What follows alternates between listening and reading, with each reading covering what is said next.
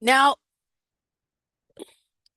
Zoom is getting pretty AI-ish, and supposedly it's able to take notes of your meeting. That's scary. Yeah, there's no privacy anymore. You might as well just forget it. If AI takes notes as well as AI sometimes substitutes words, I'm not so sure.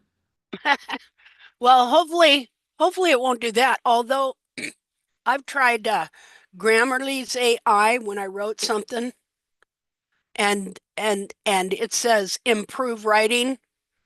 And man, I just loved it. I thought it made me sound so darn smart. They cut out my filler words and everything like that. I actually really liked it, but I don't trust it. Um, uh, who is it? Kurt Godel. Anybody ever heard of Kurt Godel? I hear deafening silence. Okay, so I wound up like I always look in used bookstores and stuff like that, and I got this book one time in a used bookstore called Godel Esther Bach or something like that. Anyway, it was this guy named Kurt Godel. He's right up there with Einstein. And he had this thing called Godel's theorem. That's probably why you haven't heard of him. Um, because they don't like his theorem. And his theorem was right next to Einstein's relativity, which was he proved that AI would never be able to think for itself. And because he said no matter what, it always has to be programmed, you He's know. right. Yep. Yeah. Um, so anyway, it was really an interesting concept. And it really helped me understand also how we get programmed. You know, I mean, you always think of programmed as far as, oh, brainwashing and all this. Well, no, um, you are the sum total of the facts that have been introduced to you. So, so you draw your conclusions based on the facts or statements that have been introduced into your mind. And so then that forms your belief system, and then you draw on those things.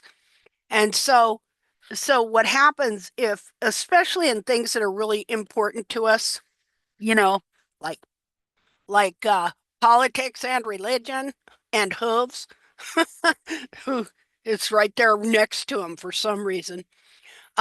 Because have you ever noticed how people that have certain beliefs about horses' feet, if you start talking to them about something different, how they get that deer in the headlight look, and they even get aggressive. They can even get aggressive or, not like you, things like that. Anybody had to deal with that? Oh yeah. Okay, yeah, especially if you're at a barn, you know, Oh yeah. and So, so people form these really strong beliefs based on the information they've gleaned. They've heard things they've heard, stuff other people put together, stuff like that. And so you can't form a different opinion unless you allow something else in that might change what you've added up. I look at information like every statement that forms anything that you believe is like a number, okay? Like a number on your bank account of how much money you put in there and how much you've taken out. And then when you add it up down at the bottom, you come to a certain sum. But if you missed something, like you forgot to write down that hamburger you got and something else, and so you've added up what you think you have in the bank, and you think you have this much, but in reality, you're short. Okay. It doesn't matter how much you believe what it doesn't matter how much you believe that you have this much in the bank, you have missed something, and so you're going to come up short. And then there's going to be a consequence for it. Anybody ever had your bank account come up short, not realizing it, and then you get a bounced check and and not doing it on purpose, but then you have to pay what, $35 to the person you may have shortchanged there and $35 to the bank. See, you didn't mean to do that, but that's what you did. Or maybe you got lucky and you added things up and subtracted things and you were wrong. You actually had more money than what you thought. Anybody ever done that? That's always a happy time. Oh, I didn't even know I had that. It's like finding 20 bucks in the dryer. So we are the sum total of the facts that we allow into our head. And so, people know this, right? Um, Disreputable people know this. And so they know that's how you lie. It's called the lie of omission. You just tell people certain things. Now, most people don't lie on purpose, but as humanity, we wind up lying to ourselves because we draw conclusions and we may not have all the facts, So, while on the one hand, if you have strong beliefs, you need to guard those, but on the other hand, you need to realize that maybe there's some things you don't know that would change your conclusion, or there may be some true things, okay? And maybe there's some things that you know that are incorrect that need to be thrown out. I'm telling you, this is exactly what has happened to me in this whole hoof thing. Originally I was fed what seemed like a logical line of stuff, and I came to certain beliefs, and so I practiced this on my horse. But then the horse kept telling me, this is not working. What I was doing exactly what they said to do, but the horse kept saying, nope, not working. How did he say it wasn't working? Because he loved to run and he just quit loving it quite so much. He used to be able to walk down the middle, like when he was a colt. I'd take him walking around town here and down the gravel roads, everything. He'd just stomp right down them. And then he quit loving that and wanted to seek the side of the road and the grass. This is telling you something. And how they're just off. They're just off. They're just something ain't right. They're just off. When before, maybe they were sound as a drum. They quit wanting to walk on certain surfaces and stuff like that. So for me, I knew that it was something I believed it was something I was doing. Something I didn't know. Why wasn't this working? Why didn't this Mustang roll and taking the heels back and down and making this foot form into that one wild Mustang foot that was, promoted everywhere? Why wasn't it working? Well, over time, I started finding things historically that as I wanted to understand that they were teaching that was wrong. And the first thing I found, so we're going to have a little anatomy lesson here, and then we're going to do some hoof evaluations. So the first thing I found that was wrong was you should not dress down and thin down the dorsal wall. Because you got a 1,200-pound horse attached to a foot inside there, and it weakens the wall and it can make it start to bulge from the inside. And I believe that you need that wall to go all the way down, connect to the sole, and support the sole. Since the wall is harder than the sole, it works as a support for the sole. So you have to have a strong dorsal wall and also a straight dorsal wall in front. And that dressing down the wall does not get rid of a flare. It just disguises it and it weakens the foot.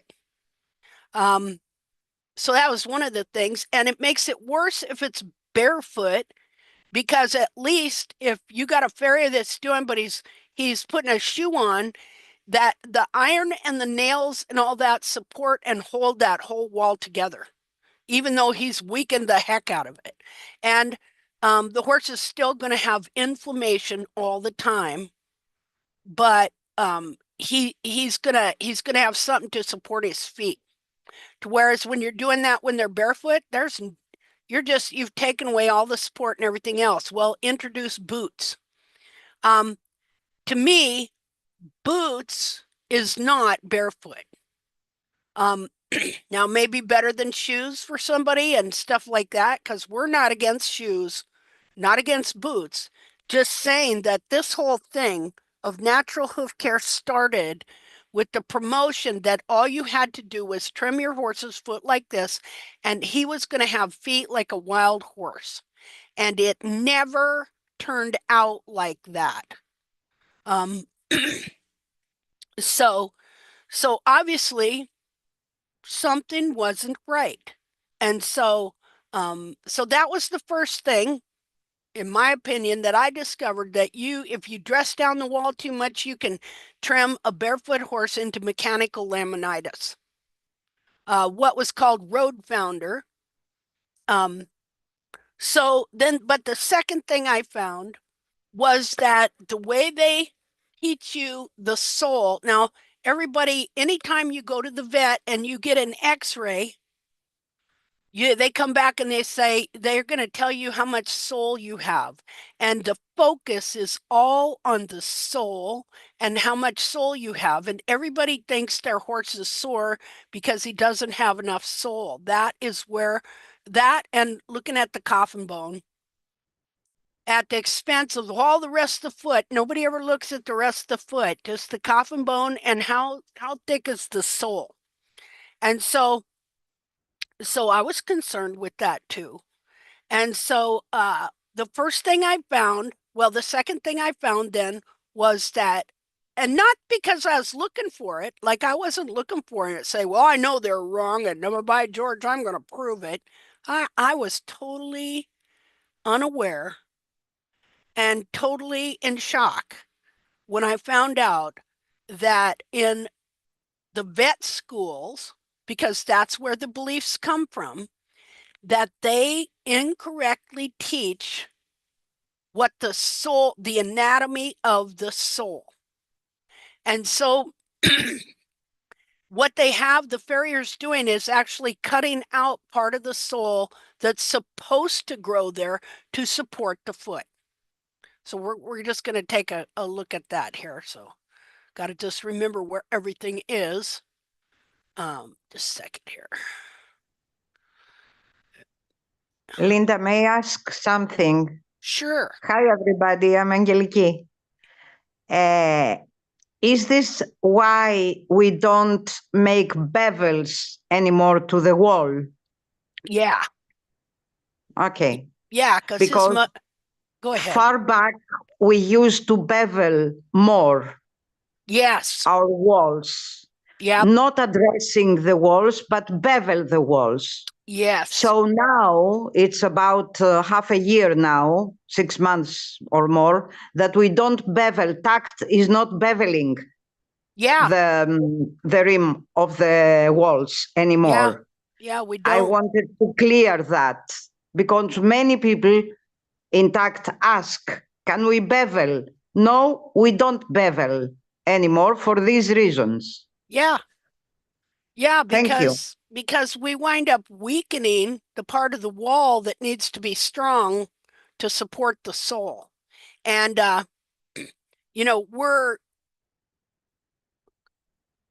carving the foot into a foot that was actually overworn and distorted. And so just because you make a foot look like, now I gotta find, I'm lost here.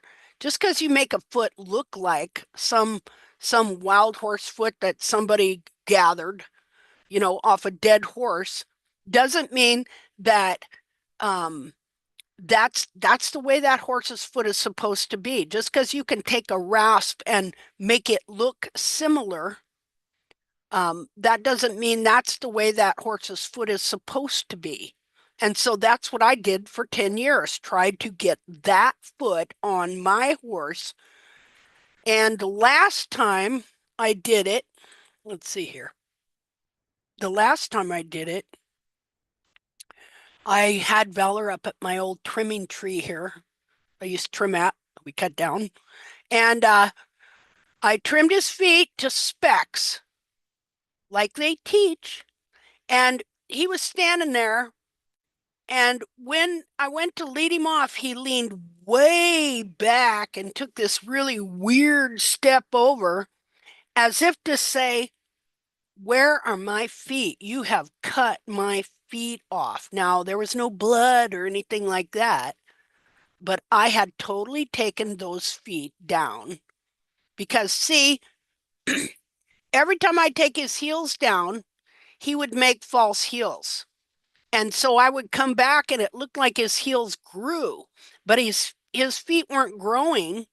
They were making false heels each time, which is made out of the sidewall that was in front of the heel, because when you lower those heels, that foot, it wants to set up because that's the way it's made, that's the way it's built.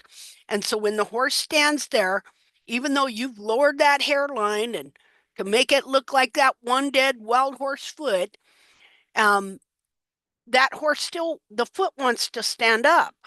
And so the foot itself pulls up, and when it does, it takes the sidewall on the sides and it literally curls it around behind and under the back of it, where it becomes a false heels, but it's supporting the foot and the foot is back up where it's supposed to be. Just a minute. And so he kept doing this and kept doing this and kept doing this. And I just kept taking those heels down and kept taking them down and kept taking them down because of the image that was put in my head. That is not only true to life on a horse that is very old and has had to travel miles and miles for food and water and worn its feet out. So I don't want that on my horse. So, okay, so here in front of us, one of the first things, second thing I learned by accident was that, okay, so if you look over here, this is the picture. This is how they draw the picture of the foot to go with what they teach, which is incorrect. And of course, we've discussed this many times, but I feel that we must keep revisiting this to drive home how important it is, the fact that the main thing that these veterinary schools and farriers in their industry teach is incorrect anatomically. And so what they teach, let me get to annotate here. What they teach is what you see right here, and that is, see, it's all about understanding structures, you know. So what they teach is that the lamina goes all the way down the foot to the very tip, right there. And then the sole corium doesn't start till you get under the foot, right here. So that they teach that the sole is only concave. And you can see this in the picture. Look down here. They got the wall going all the way down here. Oh, and then pass, because they teach that you have to make the horse stand on the rim of the wall. And then you see they have the sole only concave. Only concave. Well, I just wanted to understand the anatomy because I was just trying to help my horse. And so I felt if I knew their anatomy better, then I would understand why they did what they did and how it was supposed to work on my horse so I could help my horse.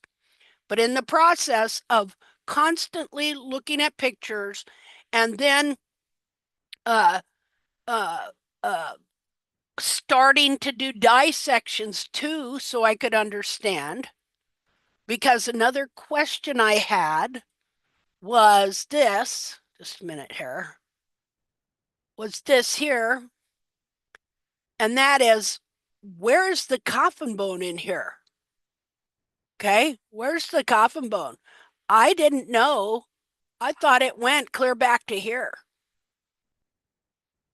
See, like that.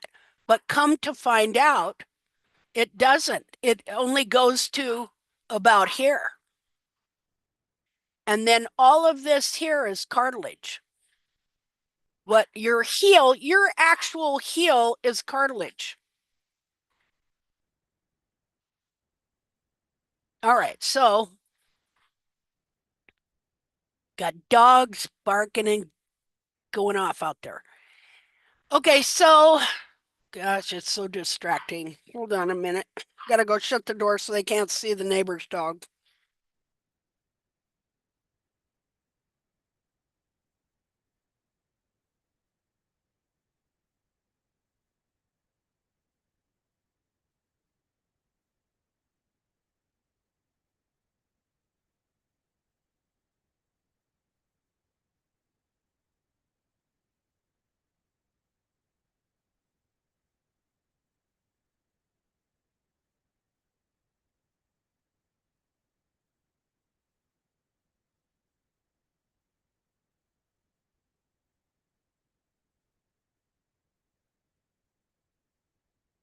Okay, sorry about that. I just can't think when they're barking, and this is hard enough anyway. So I thought this is the way it was. I just wanted to understand it more, but as I began, like this is my own dissection here. This one is not. This one here is a wild horse that Pete Ramey found in I think it was 2006, dead in a cattle guard when he went out to California to look at wild horses. And so I started noticing something. And what that was that the lamina, whereas up here, let me go do a different color again. We'll do green. Again, the lamina in this picture goes all the way down to the very end. Now, this is called Adam and Stashik's Lameness in Horses, which is a very famous book that farriers think a lot of. And over here, what we have is we have the Merrick Vet Manual. And if you look at the picture they have drawn of the inner foot, you'll see that the lamina on it also goes all the way down to the very end, and that the sole corium on the it's a picture. Remember, it's a picture. It's a drawing, not a picture. And that it shows the sole corium only under the foot here.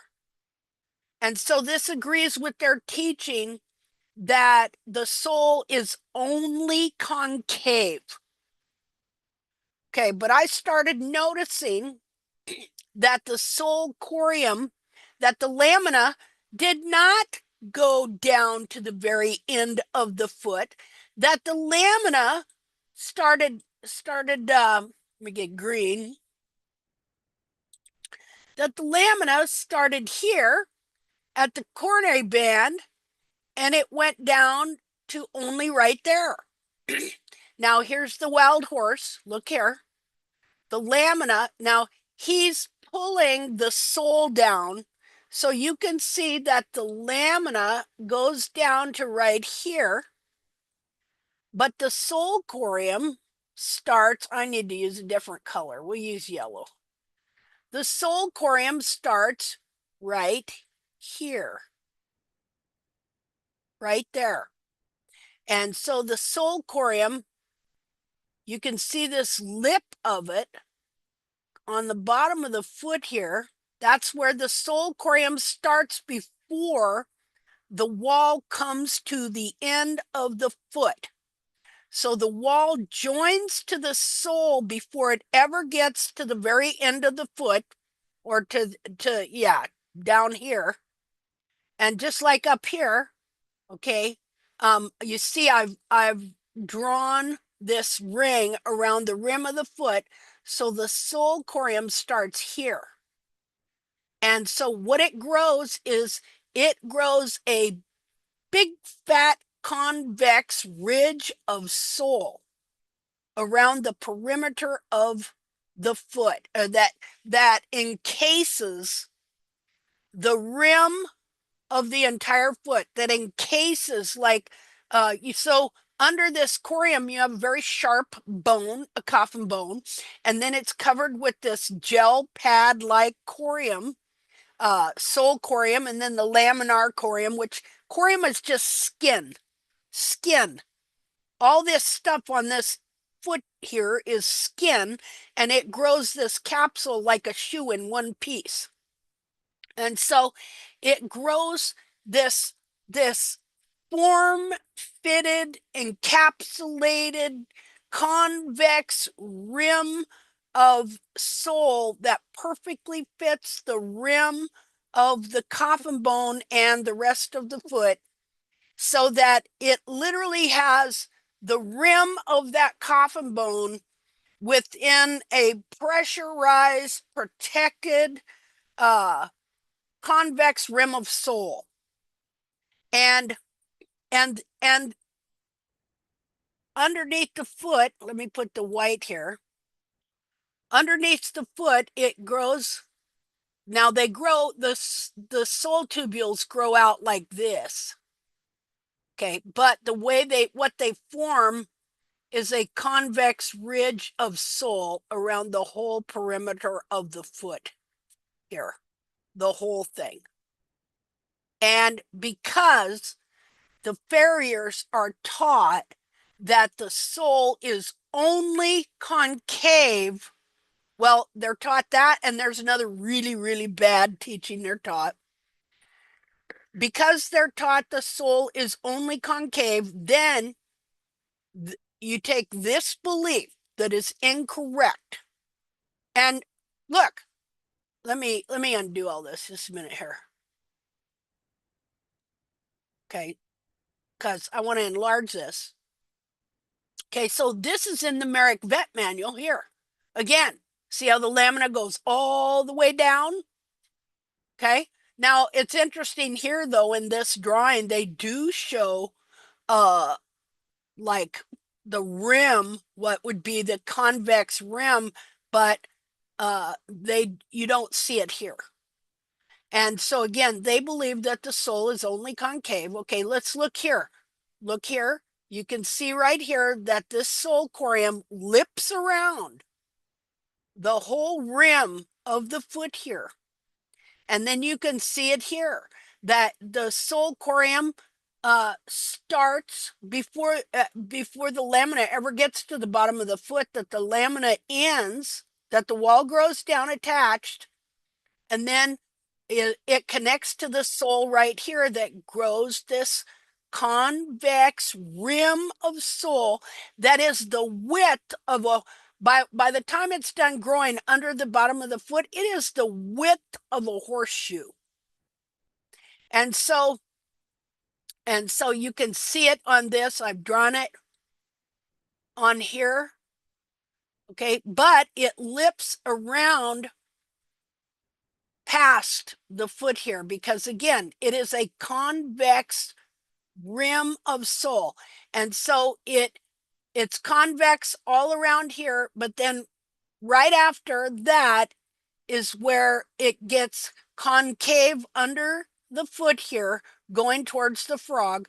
And so you have both the shape of this convex rim of sole and then the concave, what I call the bowl of the sole.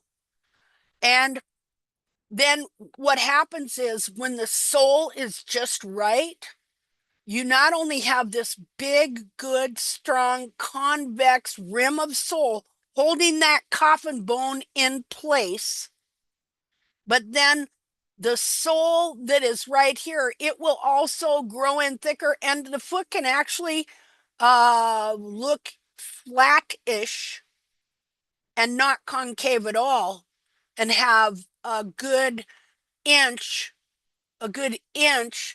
of uniform sole thickness around the whole thing, and even thicker right under here. And this is what it makes your foot strong. Well, it's part of it. And this is what keeps these horses from getting laminitis, where the wall separates from the sole and then the foot falls down separated from the wall. And so what happens is farrier comes in and he carves out all this convex ridge of sole, and then there's nothing really there except hammer and nails holding that foot together. Because this sole like this is supposed to hold this whole foot together. And of course, you got to have heel buttresses to have correct sole. So, okay, so that, how important is it that we understand this anatomy perfectly, or as close as possible, at least the basic structure? So that's number 2.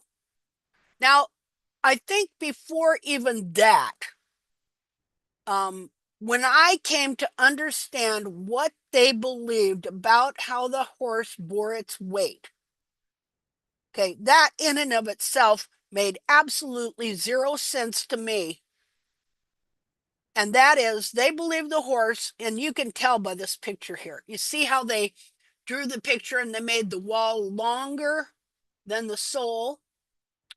Okay, they believe that, and these beliefs came from the 1700s, from the first vet schools, from disreputable, crooked, nasty men. All right, not good people, wicked men who ran those schools, who were always trying to get a patent for a shoe. What's that tell you?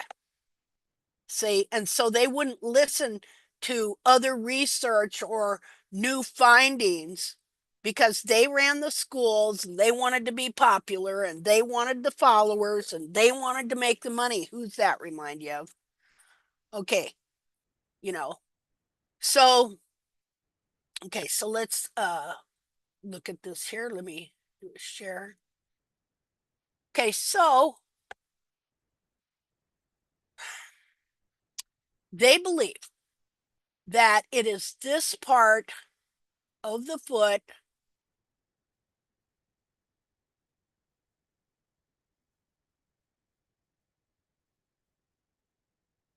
that bears the weight. See these lamina leaves here on the side of the foot? Anybody ever seen them? They're real, like thinner than toilet paper or tissue paper. 100 and so little leaves here that attach to the insensitive lamina that's over here on the hoof well. So they believe that what you do is you carve out that sole ridge, and then you set the shoe, or when you trim, you leave the wall long as well. This lip of wall over here. Because they believe that what you do, that they believe that this lamina here, that the horse's skeleton or the coffin bone is magically suspended within the capsule on the lamina here. And so that's why they mount the shoe on they leave the rim of wall long so that the horse is bearing the weight on the wall, which transfers it to this lamina here. So a way to understand that is take your finger right now, if you have any nail, and press it on the table. Press your nail on the table straight down and feel how the pressure goes from the rim of your fingernail onto your nail bed. This is what is believed in the whole hoof care industry, that they have been teaching for over 250 years, since the first vet schools opened. They wrote it down in academia, and it became the word of the gods of veterinary so-called science. And so now that semi worked because, yeah, you're taking out the sole, and so there's no weight on it, and then you're letting this rim of wall be on the shoe, and then you're putting nails in it to hold it all together. And so now you are forcing this horse to bear weight on the sensitive lamina. And then you wonder why these horses get laminitis. See, because for however long, ever since the horse is shod, they're forcing weight onto the lamina. They're forcing these horses to be in constant inflammation and tearing of the lamina. And so that is one of the things they do. So you see how those two things go together. Carving out the sole so it's only concave, leaving the wall a little long so you can put the shoe on it, and force the weight onto their nail bed. That's what they're doing, which is the lamina, the sensitive and insensitive lamina. Now, add insult to injury. We're going to trim the heels out and force frog contact, which what that does, and you can see it here on my other foot. Let me undo this here. Let's see.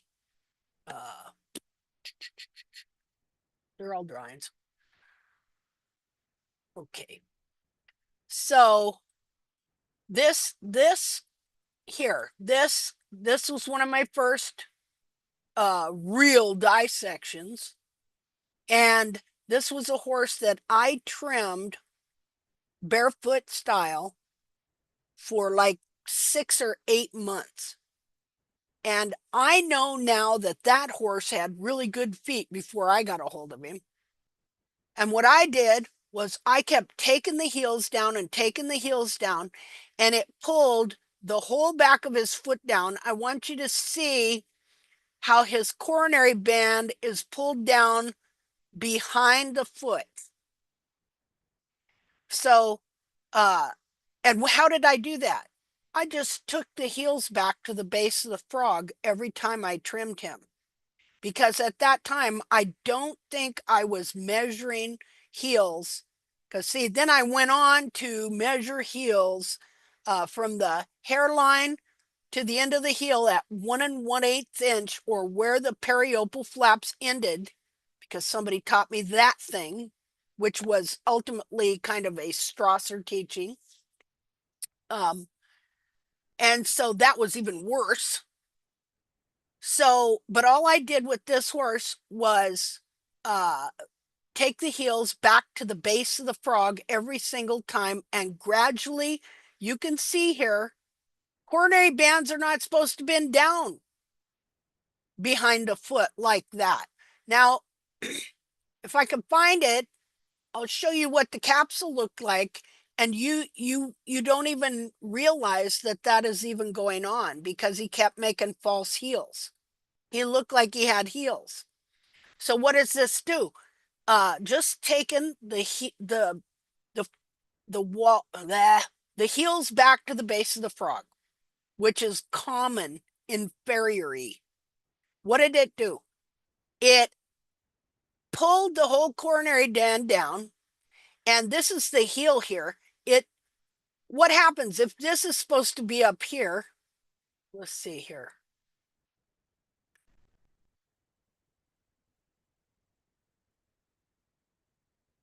Okay, so here's the coronary band.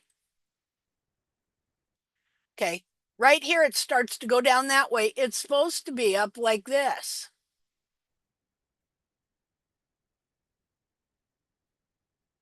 Instead, it goes down like this.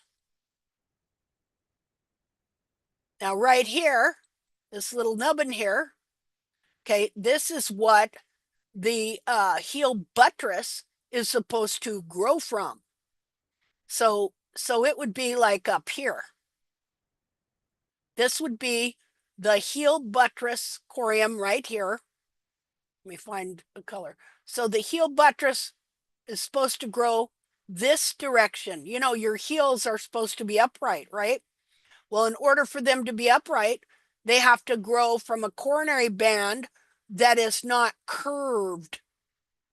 Say, you want all your horn tubules growing down like this. That would be the heel buttress. Instead, this one, this coronary band bent down around like this. Okay, here's the back of the heel. That's not a very, well, you can probably see it. This is the back of the actual heel. Look at the direction the horn tubule is growing on this horse. This way. This is why you got to keep barefoot horses' heels low so that their heels don't run forward, because anytime they miss a trim, people are always saying, oh, well, his heels are running forward, or they're always concerned about run forward heels. How could they not be run forward? See, this is all about structure. You know, the soul, understanding the true anatomy of the soul. It's all about structure. Where does the soul start to grow? What is the true shape of the soul? Around the rim, it is convex. And then I show it right here. See, convex here. Probably can't see that in that color. Just a minute. Convex here, around the rim. Then under here, it goes concave towards the frog. So your heels are growing here. You can see it better with this color. The heels are growing this way. And eventually, when this gets pulled under, you've actually trimmed out this heel, all of this that should have been here. You've pulled this down to here, and so this will get kind of smashed up and curled into where you don't even have any real heel buttress growing. But you don't know that because the foot will keep trying to make heel to support itself. Now, another thing that happens. Okay, so just a minute here. So when the foot was like this, when the coronary band was up here, so this would have been the foot. Okay, this frog. Okay, right here you see the frog. Right here. And the frog, you know, the frog stay would have been right there. Originally, okay, you see where the nubbin is pulled down here. which should be here. And so the frog is on the other side of that. And so what has it done to the frog? As this was pulled down, it pulled the frog corium down too and shoved it forward under the foot. When it shoved it forward under the foot, it took the part that should be up here and it put it down here. Down here, all this anatomy, pulling down like this and shoving forward. And now it also, besides bending this heel, it's flattening this heel like this. This heel was supposed to be like that. Flattens the heel, pushes the whole frog forward. Look, it makes it pooch out right here. And it's going to shove the apex forward too. And it's going, and of course this is all connected to soul corium. It's going to shove soul corium forward. It's going to and because you do this just a little bit at every trim, then the hoof capsule and the frog and the sole grow from the position that the foot has been forced into. And so when you get a big dead frog, and all these different things, it's just gonna, and your bars, you got to think then too, what's happening to the bars? See, I got this hoof capsule. Well, I got the other one on the other foot. And what I saw was it literally took the bars and bent them straight up into the bottom of the foot here. How must that have felt to that horse? Bends your bars right up into the navicular bone. Well, it pulls everything down, shoves it forward, bends the bars right up into the navicular bone. And this is all man-made hoof distortion based on their incorrect understanding of the anatomy. And they have been doing this to horses for 250 years. And barefoot trimming did not help it at all. It just, what's a word for it? Exacerbated it, made it worse. Because now you have a horse that doesn't even have the support of a hammer and nails. And that's why there's so many horses with laminitis. So many horses that wear their frog corium out that have canker. So many horses that have multiple body problems because their feet aren't functioning right. They can't use their feet right.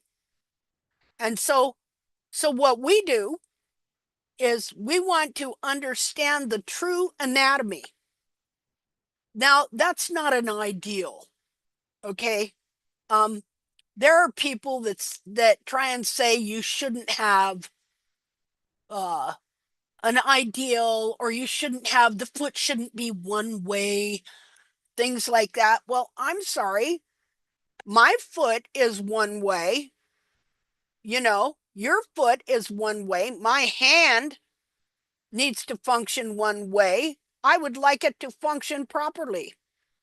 And so the horse, his foot functions one way properly, but he adapts to hoof distortion. But there's going to be consequences somewhere else. Long-term arthritis at the least. Okay, so this foot has a specific shape. That doesn't mean that horses don't have different sizes, that they might be a little different here and there, but in general, their anatomy is the same on all their feet. None of them are born with a coronary band that curves down and under, shoving the frog forward. All that. None of them are born with concave feet and no sole ridge. That sole ridge is there. All those things are there in the foot when they're born. So, okay, so, this is just the basic thing. And so, because they're incorrect about the anatomy and they pay no attention to the back of this foot at all, because they're looking at x-rays, or when they're doing dissection, most of the time they're slicing and dicing. Okay, so they have come up with these methods of trimming based on an incorrect understanding of what the foot actually is and the hoof capsule that grows from it. In fact, the hoof capsule is temporary, but the foot is permanent. And so what we're doing is we're just trying to understand the anatomy and how that capsule grows from it, what happens when it gets distorted, how that capsule binds that foot into a shape and position it was never meant to have. And so we're just coming in there and we're starting to remove boundaries new boundaries that it's made, and allow the horse enough support while also taking away some of the manner in which the foot has grown, like the position of the bars or how thick the frog is or things like that, so that gradually the foot can start to release.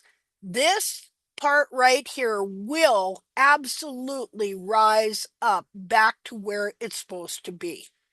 If we can figure out how to just release enough of the capsule to allow it to move.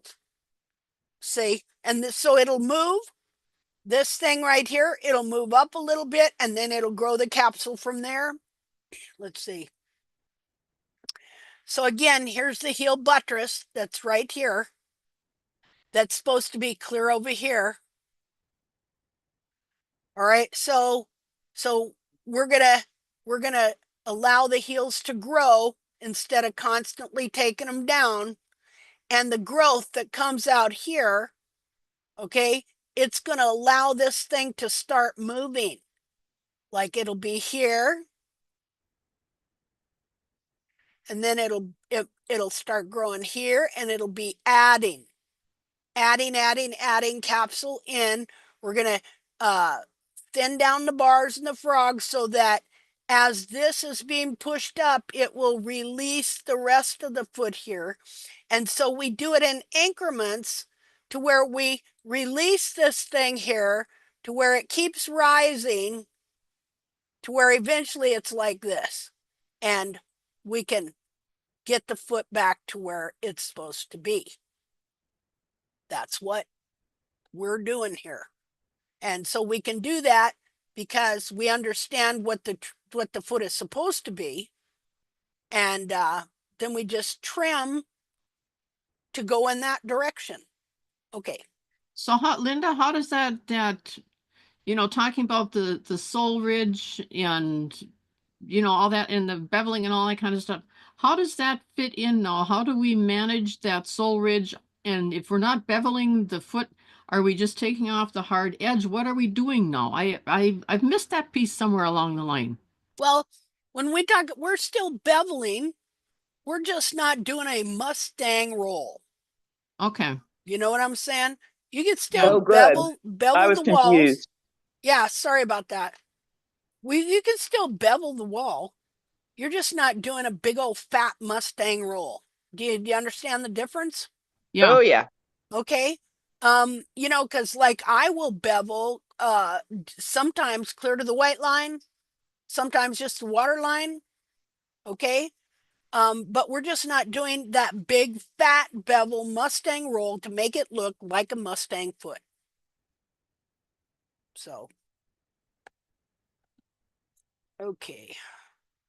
Let me clear this Well, up. the Mustang roll then just weakens the hoof wall above that. So when it grows down, it's weak. Yeah. Yeah. And a Mustang roll, when you look at the real deal, it isn't just that you've, thinned out the wall to make it look like a Mustang foot. Those feet show the horn tubules on the outer edge curled around and under. So it is in full support. Here, I'll show you a picture. So on a Mustang, a real honest to goodness wild Mustang, it's the wall that's rolled underneath the foot and not Yeah. the wall rasped off up the side. Yeah. Yeah. And you can see, look how walls can curve out, right? You know, we got this problem where the wall grows down for a lot of these horses, but right before it gets to the ground, it grows down vertical, but then before it gets to the ground, it goes horizontal. And so it makes it hard to trim because it's not like it's growing past the sole and you can cut it off like a fingernail, you know, and stuff. It's level with the sole. And so these horses are hard to figure out how to trim that toe, you know, because to really take that back, then you are having to do this major bevel, and things like that. So, but we know that the wall can curve. It can be trained to curve. And we're going to talk about that today too. How do you fix that? Because see, Valor had that. He he has a ski tip from, because when you trim the heels out and it pushes all that anatomy up into the coffin joint, it rotates and forces that coffin, the toe of the coffin bone against the sole, where instead of just sitting in its nicely formed sole ridge, um, it is being forced actually out of that sole ridge and back to where then it will wear the tip of the coffin bone away and create a ski tip. Well, if you have a ski tip, then the wall that grows down straight, when it gets to that ski tip, it wants to go horizontal. See, but over time, I've gotten so, irregardless of his ski tip, I got that wall so it would grow down straight in the dorsal wall and in the toe and attach to the sole and then grow past it so you could trim it off. And then the dorsal wall can look straight, even though internally he's still got a ski tip. Because you can train the wall to grow the way you want it to grow. So let me find this deal here. Hold on.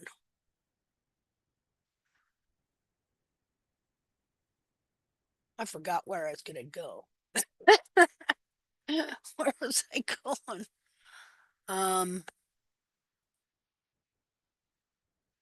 What was I going to show you?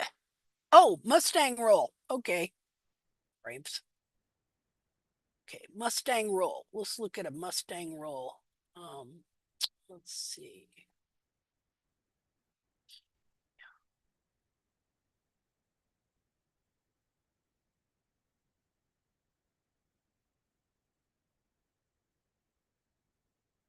My computer says it's working on it. Let's see. JKLM.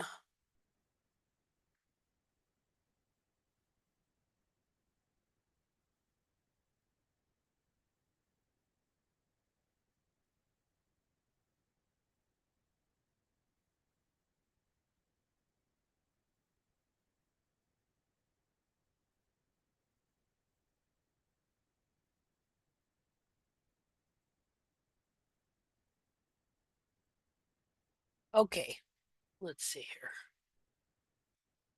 And this is pretty neat. Let's see, share. Okay, so this is that I just showed you that one horse when we were looking at the sole, that Mustang that Pete Ramey found dead in a cattle guard, 3-year-old. Okay. And you can see literally, I hope you can see it here, that the horn tubules come down like this and curve around and under. See, this isn't just a bevel where the horse wore its wall out and made it curve. And you can understand how this could be because from the minute they get up, they're breaking over on that toe, breaking over on that toe. And so they train that wall to curve around in the toe. And so these are the hardest outer horn tubules. And so they still have full support for this sole, which is softer under here. Let's see.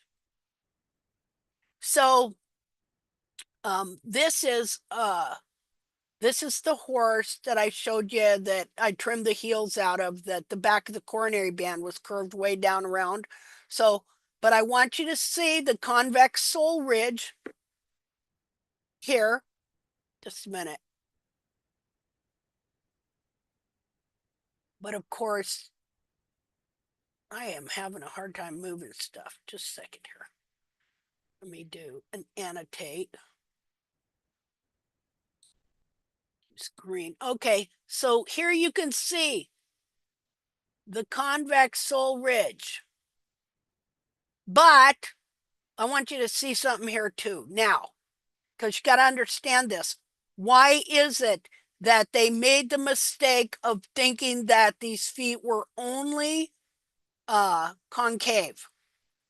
Because, okay, so here's your convex sole ridge right here. See that? But as the wall grows down and the sole is connected to the wall, it will pull it down this tip here. See this tip of it that it's pulled down right here, connected here, and it will make it look like it's concave, like that, this piece here.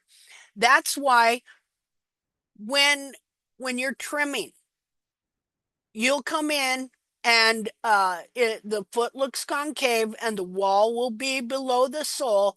And what you got to do is you got to come in here and you have to scribe out some of this. Let me get this here. You have to start scribing out some of this. And you have to manage your sole ridge so that you can get your dorsal wall short enough so that it isn't continually pulling forward.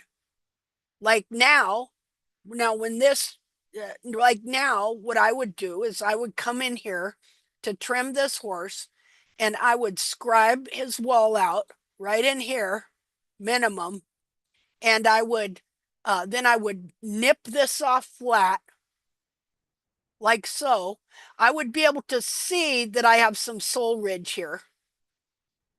All right, because as you go down, even if I just rasped it, let's say I just started rasping here and I just rasped down. Right here, I'm going to start running into the sole ridge, and this area, let's see, this area here, from here to here, I'm going to start seeing the sole ridge appear right in here as I rasp the wall down. And so then I'm going to learn. Excuse me. Yeah. How are we going to, okay, so I've done, the rasping down, getting the wall level with the sole. Mm-hmm. Does the sole ridge have any slightly difference in color that you're saying we'll see the beginnings of it, or Well, I mean, yeah. it'll just be flat, but I mean, does it look any different? Well, the second you rasp the wall, one rasp swipe, you're gonna see well, you're gonna have your wall, your white line, and then you're gonna see just a thin pencil line full of sole appear. It'll be a different color because you're rasping the sole clean, and so you take two rasp swipes, it's gonna get a little wider and a little wider. Just a minute here, let me undo this. Okay, so let me make this bigger. Let's hold down here. Okay, so just a second here. I'm sure a lot of people are all thinking the same thing. Oh yeah, I don't blame you at all. Okay, so you notice here how the sole, okay, you can see that you can see the convex sole ridge here. Okay, and you see how as the wall grows, it pulls the part that is directly connected to the wall, it pulls it so that it looks like it's just concave. See right there? Yes. Okay. So let's say you start, let me get a different color here. You start rasping down here, you take off just that much. So far, you're gonna see clean wall, you know, and so you just keep going. Right here, you're level with the sole. All right. Well, then you take a few more rasp swipes. Now you've rasped into the sole. Right. Just a minute here. Let's say I'm looking for a good color. You've rasped into this much sole right here. See that? Yes. Okay, so right, just a minute here. Let me look for a different color. We use blue. Right here, you're going to see a different color. In fact, wherever you started to hit the sole, first it'll be narrow, like it might start here. It's only going to be that wide. Take another rasp swipe, it's going to be that wide. Take another rasp swipe, then it gets this wide. See how it starts to reveal that there is actually a convex ridge here, and it's not just concave. And so you keep rasping. Pretty soon, you got this, and you this part here, you've got this much sole ridge showing. But originally, along month, I don't know, a year ago, I can't remember how long. You said you can't create a sole ridge by rasping. I You said you can't create can't. one. Yeah, it said you had to grow it and let it kind of develop over time. You couldn't just go in and start rasping Oh, away. yeah. No, that's right. You can't create one by rasping, but after you have one, you can reveal it by either scribing or rasping down to it because you've grown one. See, I didn't mean I don't know. Okay, so No, but there I was, meant, people wanted to go in there and just keep removing hoof until they found a flat ridge, but then their horse would be dead sore. yeah, yeah, yeah. So you got to be careful. Like you may not have much of so let's say your wall is flared, look, this wall is tightly connected, growing straight down. It's connected with the sole, and as it grows, it's pulling the sole ridge down, and it makes it look concave. When in reality, there's a sole ridge hidden under here. And so I can take off, I can reveal up to this much. And what's interesting about this is look at the color here of the white line, how dark it is right here. Okay, and a little separation down here because the wall is grown. And so you got a darker yellow here in the white line, and then it gets into a lighter yellow. So I think you can go down till you have at least maybe that much, and you still have some dark yellow if you have that. One way you can tell when you're getting too short is that yellow white line gets way yellow and stuff. But um you have to, it takes some time, but you have to learn. Like if you've grown some heel in, you should start seeing. A lot of times these things just define themselves, and you can see them. But what I'm showing you here is how to start if your dorsal wall is straight down. Okay, now imagine if this wall, let me undo this. Just a minute here. Also, then you would have a pretty tight white line on this hoof in Yeah, the toe. yeah. And Like if you look down here, if we were just looking at this foot, let me You know, I'm just trying to assess when you can start, doing this on your horse or feel like you should start, looking for one. yeah, I don't know. I don't know quite what to say right this minute Right. about That's what I'm that. just rolling around in my head right now. Yeah.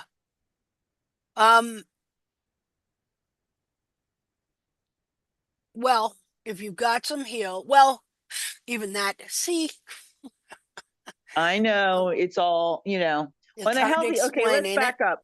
On a Okay. healthy soul ridge, on a normal sized horse, just normal like we do in general.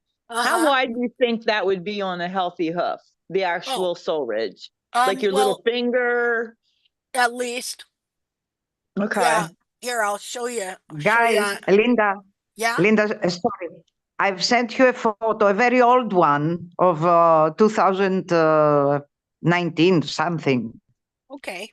And you can see the soul ridge, and you can see if you make a couple of strokes with your rasp, how it turns different from the soul. Okay. It's a very, very old photo.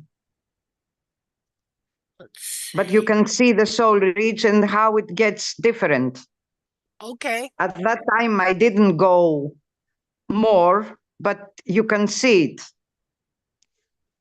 Okay, I'm headed that direction. Yeah, these are all the little nuances now that we've got to figure out what we're really looking at. Do you know what you're looking at? Yeah.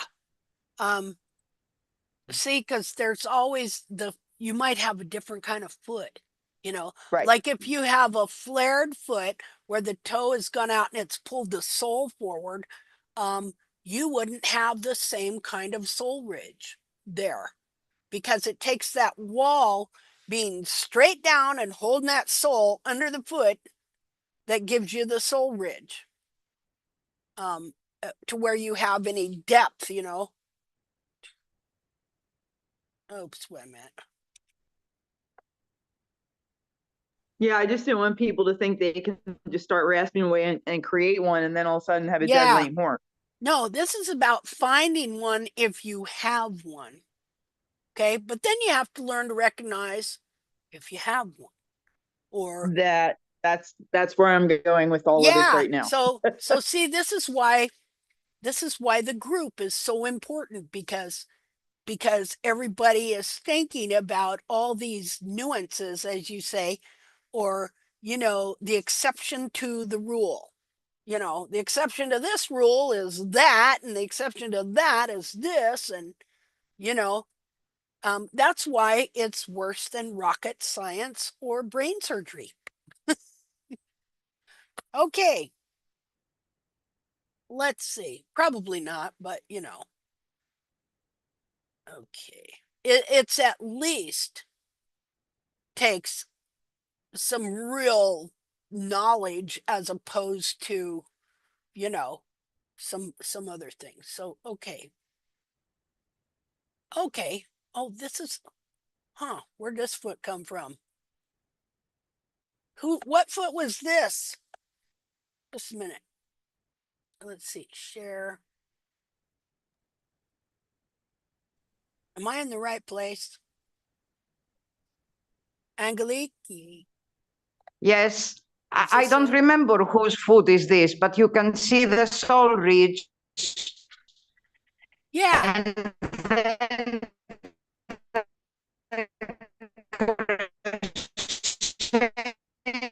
Oh, you're really cutting out there. But you can see it there. And it up, you'll see that it's different. He has a good connection on the wall. And once you grasp it, you can see more details there. Yeah. And see where it was a big yes, and barely you can see the soul ridge. Yeah, you can. Let me mark that here. A second here.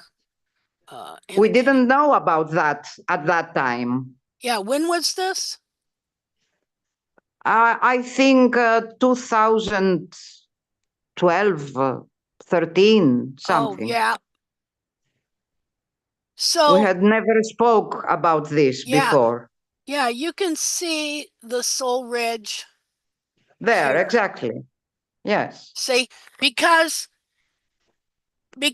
if there wasn't a sole ridge there, then you wouldn't see that. It would just be concave and it wouldn't appear. I mean, this is like trying to think about how structures work. You know, if I have something that is shaped like this,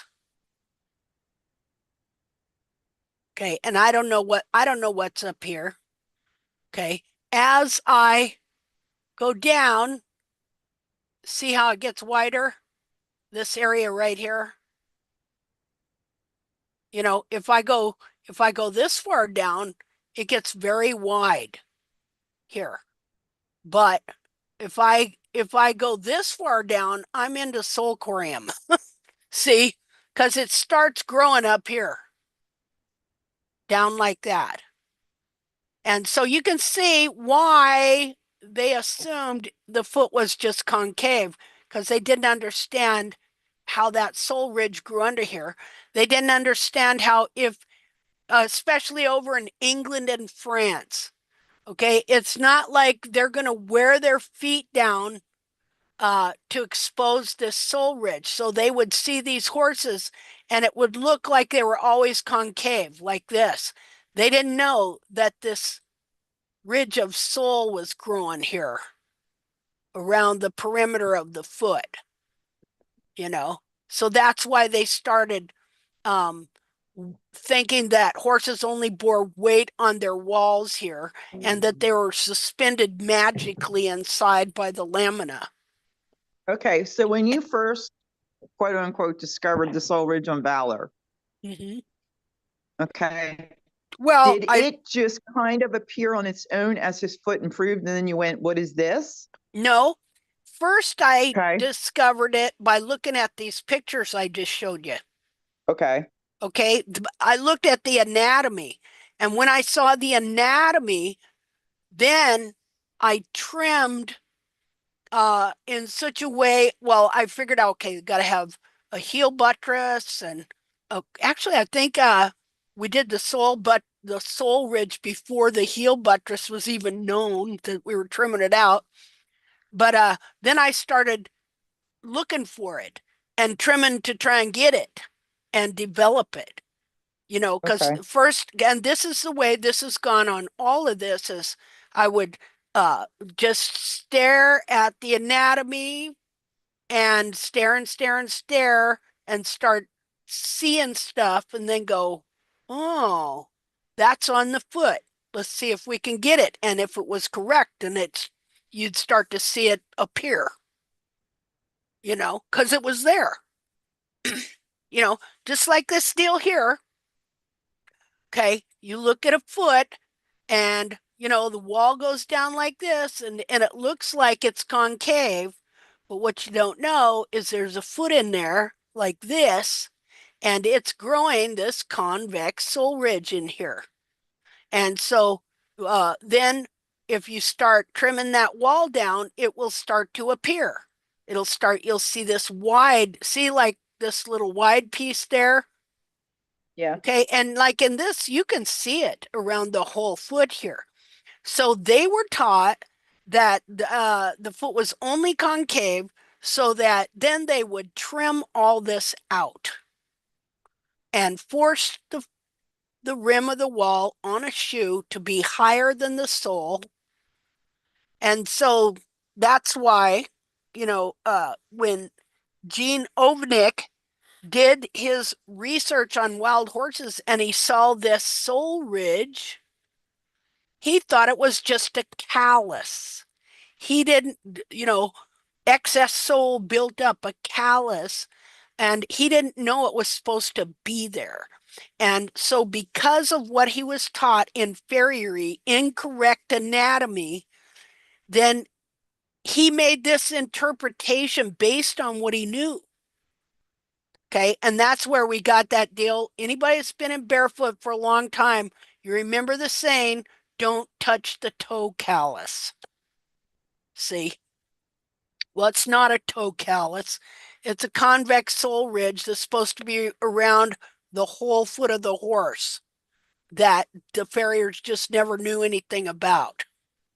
So like on my feet, which are slowly developing, when I file the wall down to the sole, okay, I get down to where it's level with the sole, but then I try to take a swipe or two so that I have a little bit of that's, I guess what you would call the sole now on the inside of the white line is a little bit flat and same height as the wall. Yeah. Just a little, because I'm like, I don't want to be going digging around and making them sore looking for something that hasn't developed yet. Yeah. But when I trim, I used to just stop literally when I just hit the sole plane, whatever it was. Now I go one or two swipes beyond it thinking, okay, even if I take a little sole, he's not going to be sore, but I'm starting to give that outer rim as what you want, like where the horseshoe would go, making it wider for a bigger base for him to land on. Does that make sense? Yes, it does make sense, because ultimately, okay, if we look at some of these wild horses, they have a huge, well, and whatever this horse here was, you know, it had an awesome, very strong foot with a lot of sole ridge. I mean, bar's kind of overgrown and his frog's pulled under somewhat, but really had if we have some time, I would like to talk about the back of this foot.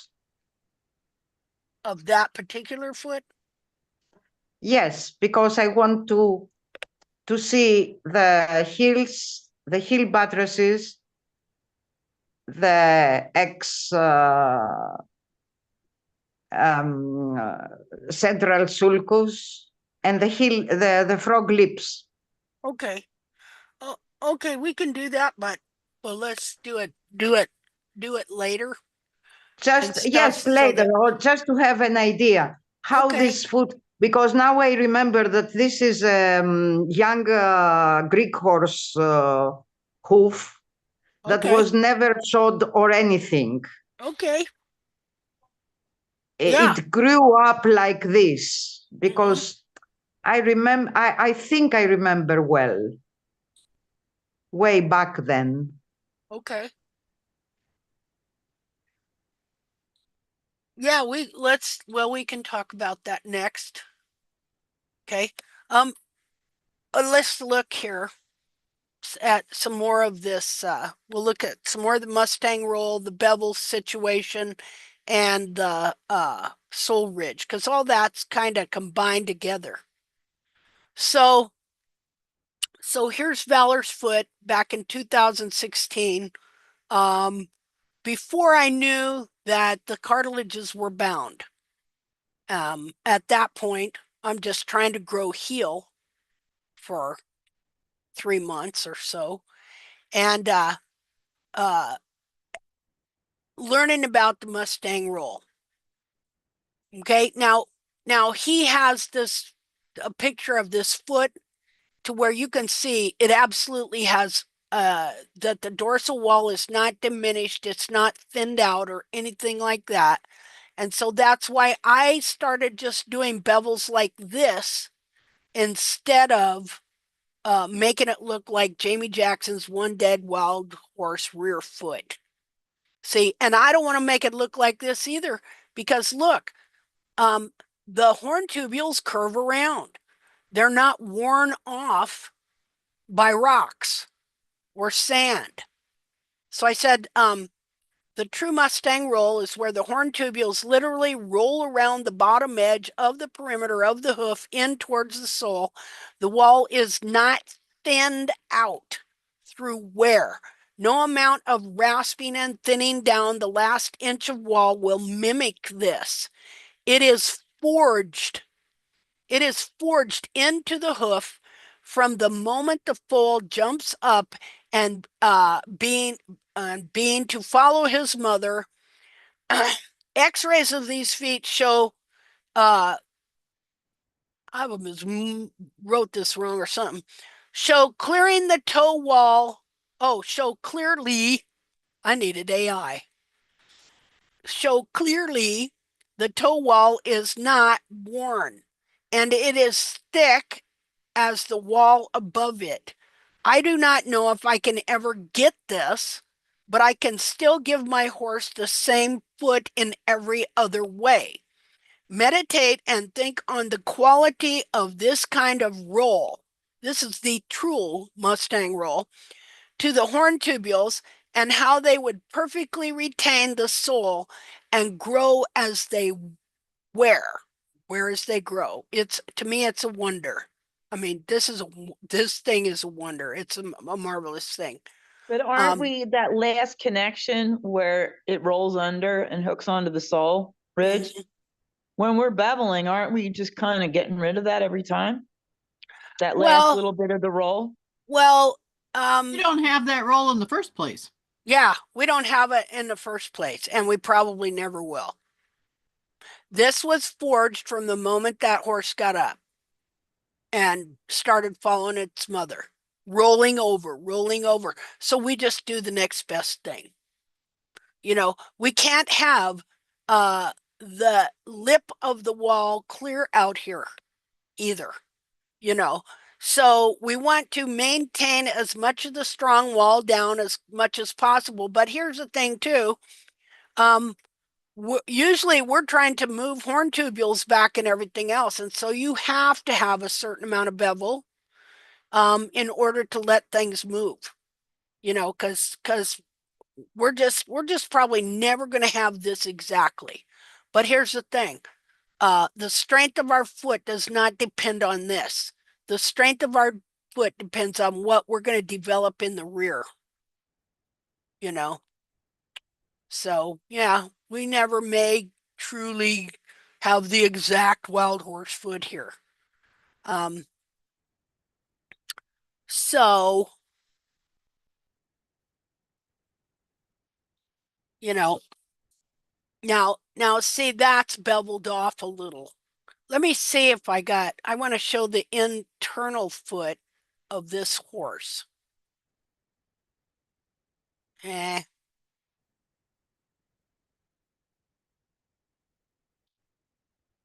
Just a minute here.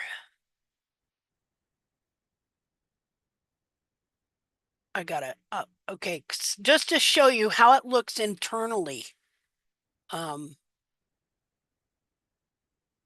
Let's see, where am I at? Okay. I think it's Kansas. Yeah, you're in Kansas now, Dorothy. I actually went to that school where the scarecrow got a diploma.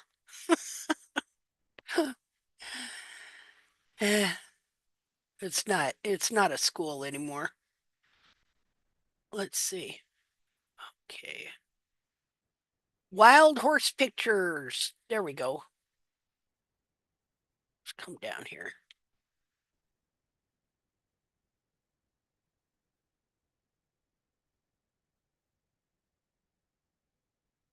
Okay, well, this will work. In fact, this is a picture we needed to look at anyway. Now, if somebody was in the right situation where they had babies, you know, and they had the land and, you know, they kind of knew what they were developing so they could help at the same time if they had to, they might be able to develop this, you know. Let's see here. Share.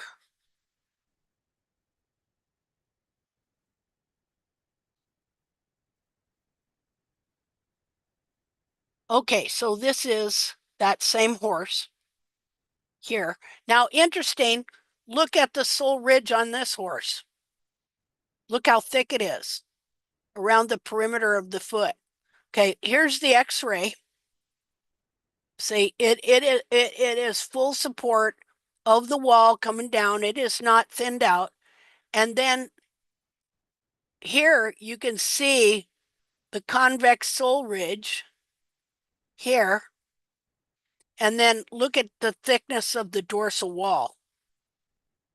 See, that is not, you can hardly see this part right here, but that is not worn worn down.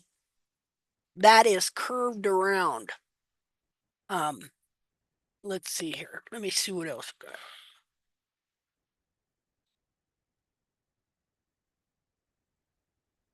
Same foot. Here we go. Now, this is the foot where he pulled the sole, and you could really see the sole corium papillae. But this, we see how thick this wall is supporting this. See, I don't think we can grasp that. And look, this is so awesome. Look at the sole tubules, how they're in alignment with the sole, with the lamina leaves. Okay, so when that wall grows down, when you trim those heels out, it makes the whole wall force forward like that. And so then the wall is no longer growing down, connecting with that specific piece of sole, and then growing down to support it on the ground together. So it's what an amazing foot, you know. So this is what we're growing around the perimeter of the sole. And this horse, his foot is, well, 3.5 inches from here to here. And so probably from here to here, 2.5 inches is about what your horse's foot is internally. I measured Molly's after I dissected them and some other horses. And at least on your average size saddle horses, that's what it is. And of course, Gene Ovanek, his research, he measured all the dorsal walls. And from 2 3/4 to 3 1/4 is what he found, which, you know, on this one, it's like 3.5. So, you know, when you're measuring these dorsal walls, that's telling you something. So what I want to do is I want to go through the pictures of this trim I did that's going to show, I posted it, okay, but it's going to show the sole ridge. Me finding the sole ridge on Valor, like I allowed his dorsal wall to grow out and his toe to get a little long, and then I brought it back, meaning I took it down, which brought it back.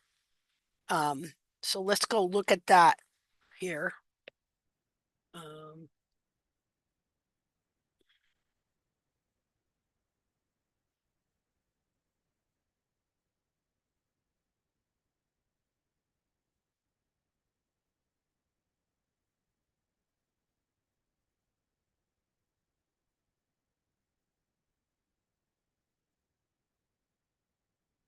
So there's more than one way that you're kind of determining how much sole you got. How straight your dorsal wall is, how tight that dorsal wall is. The stupid thing I got here is giving me fits.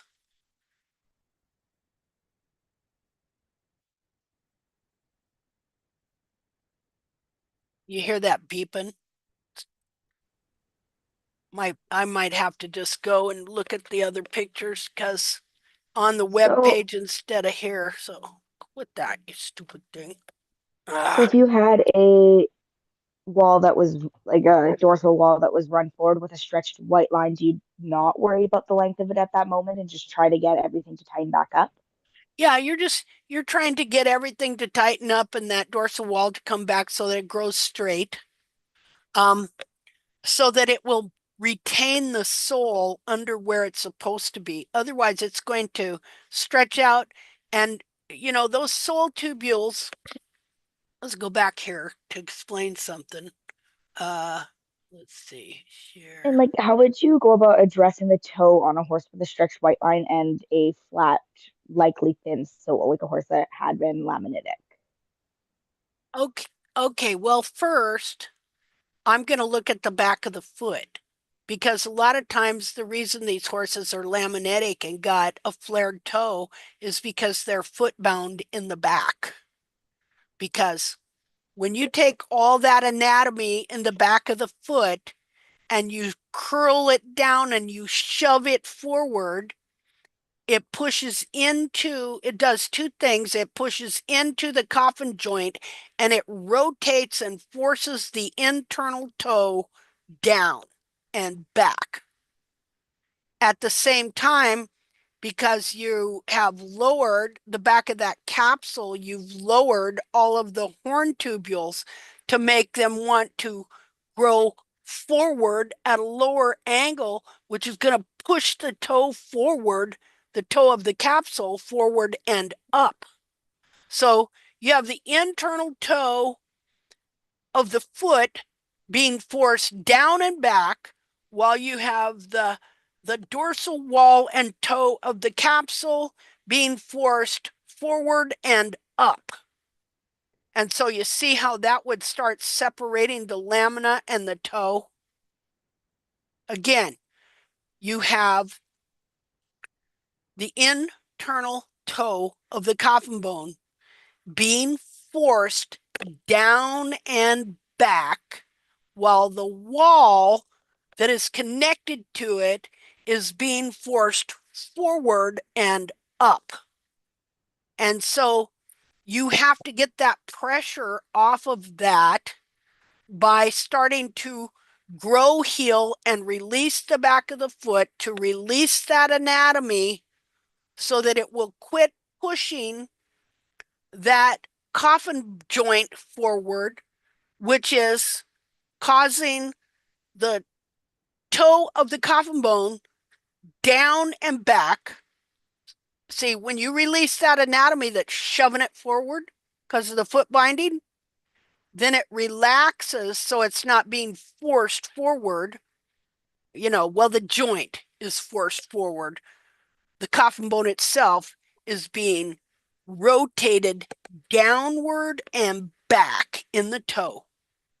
And so then you're growing the heel, which is lifting the back of the foot, which is taking the pressure off of the horn tubules of the capsule that is forcing them forward and up. You're literally pulling the whole toe apart because of mechanically what goes on when you trim the heels out. I like to think of like a paper clip. When you squeeze a paper clip, how it separates, and then when you close it closes, just so people get an idea of like there's a hinge point in there to describe, the toe going down, the wall going out. It's kind of like a paper clip or a clothesline clip opening and closing. Oh, there you go. Yeah. And then as it opens up, you're filling it in with all that overgrowth of lamina to hold it together, to try to keep the foot together. Yeah. It's kind of like the clothespin thing. Yeah, it is. You just trim the toe level with the wall and just wait and dress the back of the foot and wait for everything to tighten back up and everything to move back. Well, you're kind of doing a little bit of everything. You're releasing the back of that foot and growing the heels and stuff like that, which is releasing it, but you still have to you can't just let the toe shoot out 2 feet. There's ways to work with it, which I'll show you. Because see, this happened to Valor. When I didn't trim him for a year after I gave up, and then I came back, oh my gosh, he had this big old flared toe and totally underrun heels and stuff like that. And of course, I did not understand yet about how we were trimming the heels out, but I did think I needed to grow the heel in order to correct what I thought was underrun heels. Okay.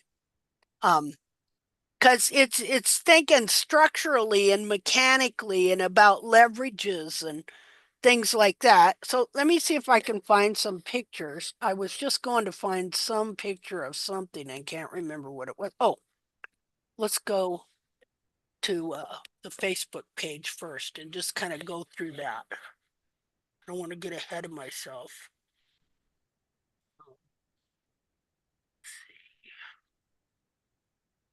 Go to the group page.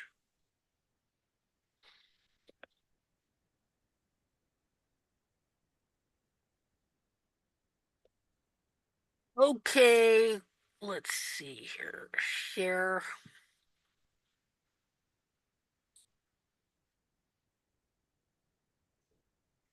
Okay, so this was several months ago when I did this trim. And what I wanted to show you was now his dorsal wall was 3. Now I measured his dorsal wall and it is a little bit flared out, as you can see, okay, and forward, as are these horn tubules. And so his dorsal wall, when I measured it, was 3.5 inches and his heels were 2.5 inches. And so, you know, I got it measured here. Now, by the time I'm done, his dorsal wall, see, I knew I had something to work with. And I know he's got a sole ridge. And I know from looking at the side here that, you know, it's a little, everything's kind of a little shooting forward there. So when I take this toe down, which will automatically take it back, I'm going to pay attention to my measurement, which is 3.5 inches. I know I have at least 1/2 inch to work with, possibly. But just because I think that because of measurement doesn't mean I'm going to do it, because what I'm going to also pay attention to is what is going on in the sole ridge in the toe. Because see, a lot of things are changing on this foot because now that we know that there is no central sulcus, okay, and we know that the frog is supposed to fill up the back of that foot, not the bulbs, not the periopal. Okay, so I'm working to see if his frog will come back, because see, this is the thing. When you find out something on this anatomy and then you go, and if it's true, and then you devise a way to trim to try and see if the foot will allow it to come forth, you're not forcing it, then what you'll see is the foot starts to produce it. See, just like when the heels are curled under and the heel buttress is trimmed out, but then you allow the heels to grow, you'll start to see the back of that foot uncurl, and you'll start to see new hoof growth, hoof wall, and heel buttress come in that was never there before. If it's not there, it's not going to produce itself. But what I believe is that the building blocks for this foot are still there. I believe that what we see on certain wild horses, not all, and even on a few domestics, it's the anatomy, it's there, so it has to produce itself if it's there. It's not, I'm not trying to force it. I'm just trying to, I'm looking for a word. Not produce. Allow it to happen. Yeah, I'm Evolve. just evolve. Yeah, I'm trying to allow it, like being a gardener or something, you know. You're just planting the seeds and see it's growing on its own. Linda, I wanted to chime in really quick. Sorry, I've been writing. What we discussed last time I was in, we talked about bringing the frog back to the apex because it was pulling everything forward. Yeah. And I noticed after this big rain and he started to dry out that the point of his frog, the end of his frog, is actually peeling back and fluffing off. at that tip. Yeah. So it looks like it's coming back on its own. Yeah. Yeah. See, so you're seeing the same thing I've been seeing. So see, what I would see is like I would trim that frog back really well. And then, of course, the frog would grow, but the frog would move and it would get real weird looking in the apex, like real kind of weird, grainy, odd looking. And so then when I would trim it again, that thing will have moved a fourth of an inch and their sole growing where it used to be frog. It looks like So that's what's going on already on its own. yeah. Yeah, well, It's probably come back a quarter of an inch. And I'm just kind of watching to see what it does. yeah. And it's doing that because it got wet. And so the wetness loosened it up. And so what we're Mhm. doing in trimming it is we're loosening it up too. See? Because it's that growth that is forcing it to be there. And so you're Right. just lightening up on the growth. And then if you add water, so much the better. You know, it allows that foot that is being forced. See, the foot is under constant pressure because everything is forced into a position it doesn't want to be in. And so it is constantly pulling away anyway. And so we're just creating environment for it to be able to move, you know, relaxing and moving some of the stuff that's been holding it the whole time. So, okay, so I measure my dorsal wall and I measured my heels. See, my heels were 2.5 inches. So I didn't know, I might leave my heel and just take down from the heel forward up to a fourth of an inch, you know.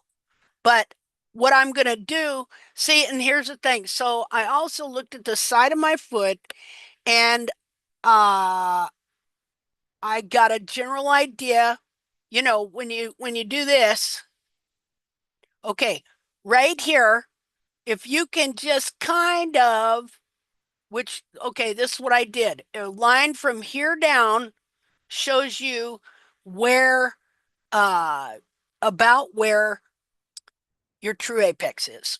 Now, it's not, this is not exact science. You don't go like measure 2 or 3 or 4 times and trim once, you know. So this is, again, the line down here showing me 3.5 inches is telling me that I have at least a fourth of an inch to take off. If I take a fourth inch off, it's going to back the whole thing up because the wall grows down and forward. So now, see, I'm sitting there and I'm looking over here and I'm trying to figure out if I could draw a straight line from here down where my line would be about where the true apex should be. Not an exact science, but just another helper to get you in the ballpark. See? And as you see, uh, you know, maybe if my angle was a little better in my picture, this might have been right under there. Maybe not. I don't know. But I'm just getting a line in the general area trying to. And so I make a mark here. And then, okay, so then here's my mark, which I missed. See, this is why it's not exact. It's just giving you a ballpark idea. And you have all these different things working together to help you.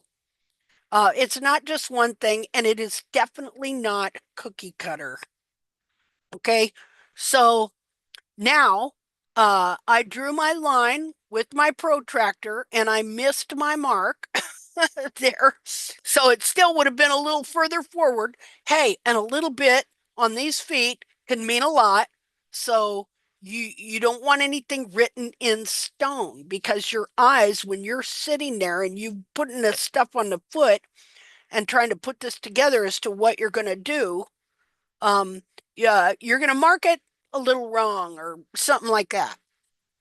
So what I did was I marked my line across there about where The side of the foot is telling me the apex ought to be, even though I missed my little mark here. Okay, and then I'm measuring 1.5 inches up to here. Now my frog apex really is right here, right here.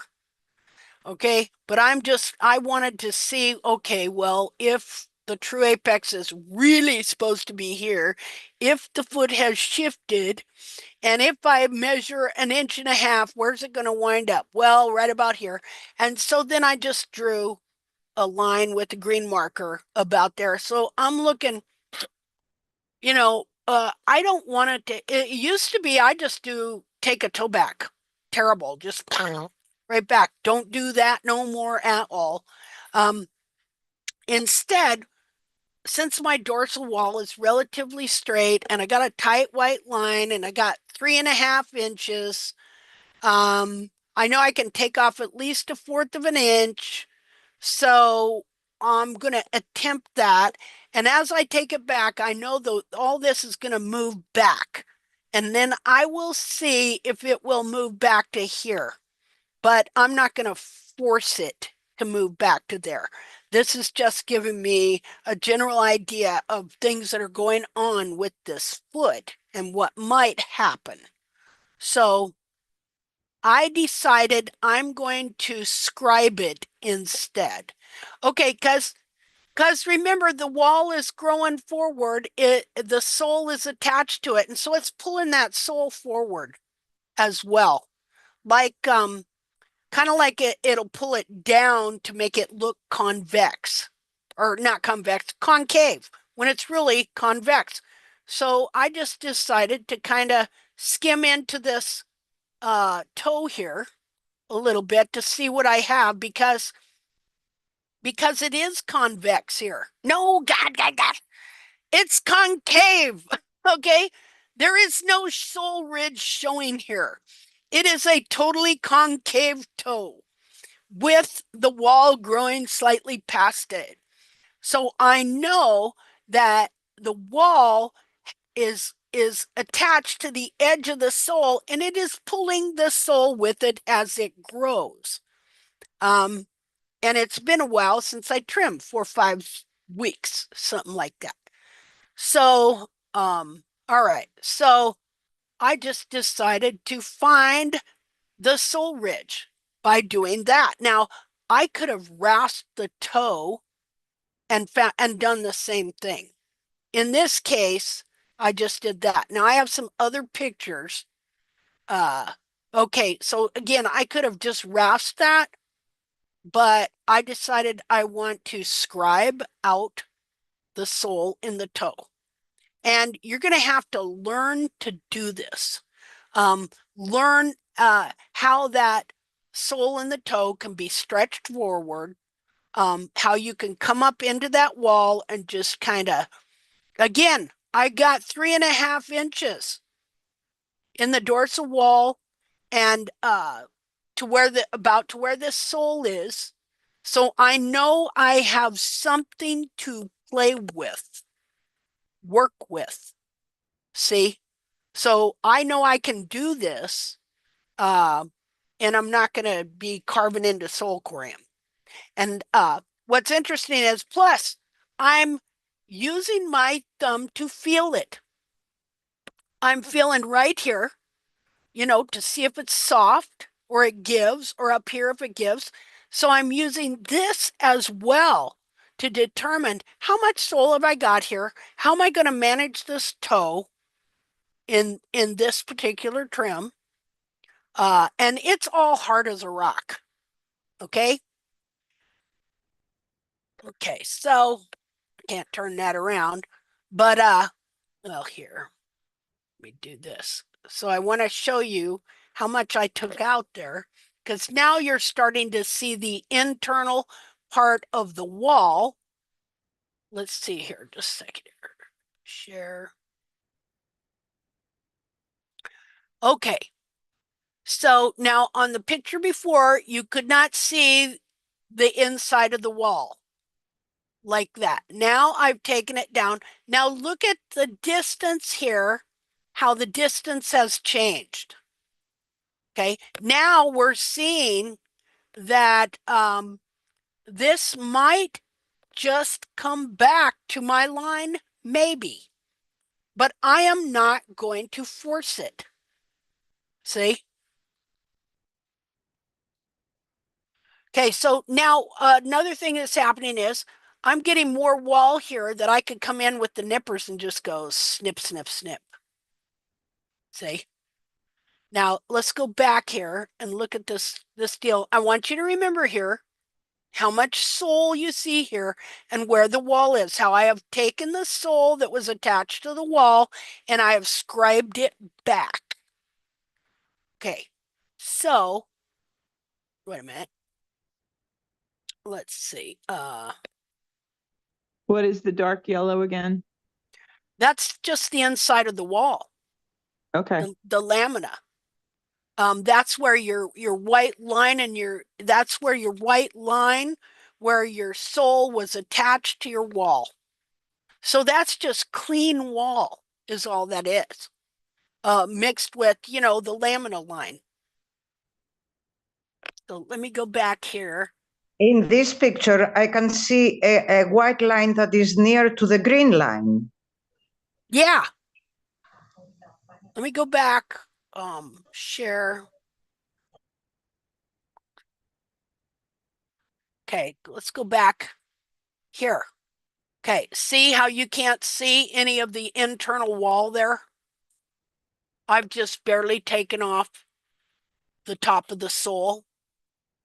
And it's flat because when you get here, then it starts to dip down and be concave.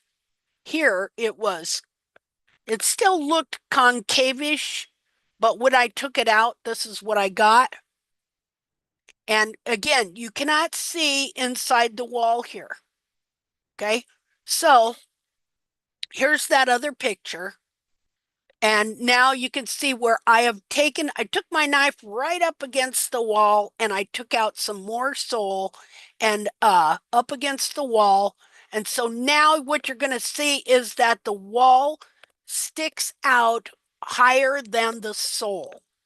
But see how it brought the sole back as well? Because that was just that part of the sole that stuck to the wall that grew, that was pulled forward with it. And so this is why you got to learn to manage the sole in these toes so that your toe doesn't just get way out there, you know, because you do have to kind of try and maintain that sole in the toe and the wall so that it just doesn't pull everything out forward with it. Okay, so here it is again. I guess I did have another picture. And so this yellow you see here, that's just up against the wall. Okay, you can see the lamina right here. See, little bit of the lamina, you know. So let's keep going. And so now if I was to take the rasp and rasp this down flat to the sole, it's going to bring the toe back because the wall grows down and forward. See how it's higher than the sole? You know, but look at the sole. Now the sole at this point looks concave, but you can see a little bit of the sole ridge right there.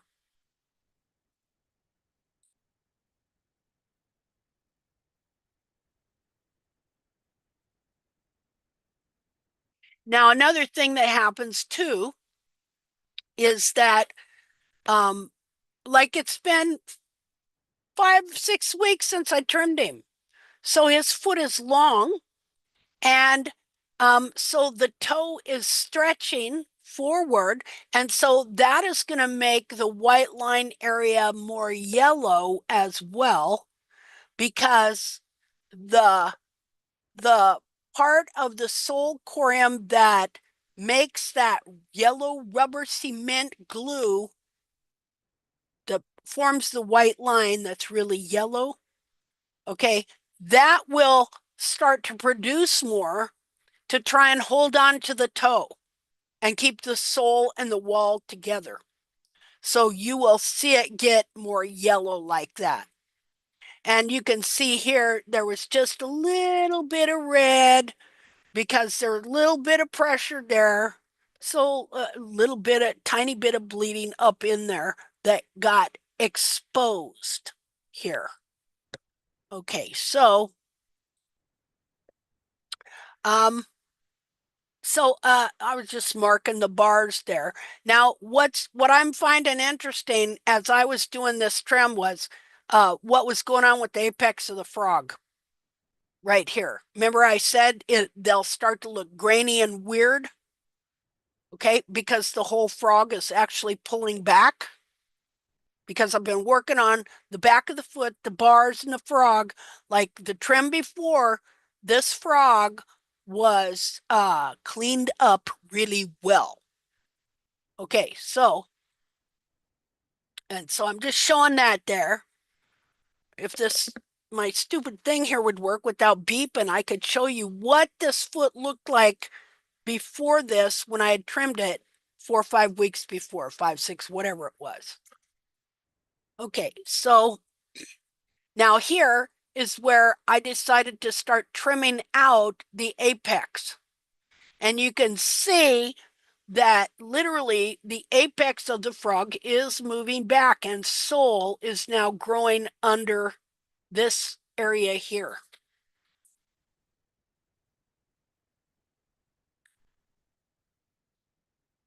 Now, the reason I'm taking pictures of this is because, okay, so my heels were contracted and I didn't realize it because of the way this foot had formed. And so my frog is more narrow and it's growing a thinner frog stay. So I want my foot to widen out. And those frog stays are deep. And Bracy Clark called them the bolt for a reason, because they're going to bolt your foot right there, whether your feet are contracted or the frog is pulled under or whatever. So what I do, because see, you can feel it. You know that the frog is very, very thick right in this area. Okay. So I will make a cut. I can't just take that frog out. Okay. But what I do is I make a cut, okay, with a sharp instrument just in the frog itself, in that thick part of the frog itself. And what I've been seeing when I do that is that then as the horse moves and that frog descends up and down like it's supposed to, that it will start pushing the frog wider. And I had done that in the trim before and it worked. See, the frog had actually gotten wider. And that's why it looks a little weird there. Okay, so anyway, so just more pictures. Now look how close I've scribed out some more to where now I have at least 1/4 of an inch of wall sticking above. And look how, as I scribed it, look at how the sole moved back to about the line where it's supposed to be. Again, I'm not forcing it because I'm feeling this the whole time. And what this is going to enable me to do is bring that wall down, which will bring that wall back to where my toe is in relatively the place that it's supposed to be. But again, I'm not going to force a certain toe on this. I'm looking, I'm measuring, I'm feeling, and determining if and where this toe possibly should be at this time, if there was no overgrowth. Okay, so here again, you see how the wall is sticking up above the sole, but I still have a concave sole, and you're not seeing a whole lot of sole ridge there. So this is telling me that I probably have way more sole than I even realized. Because again, you're not seeing a big fat sole ridge here. You are seeing what looks like concavity, yet I was able, because I had a lot of overgrowth here, so I'm managing the overgrowth and determining how I can take all this back and down to a proper, to still leave him plenty of support while still keeping the foot going in the direction I want, you know. Okay, so then I nip the wall off.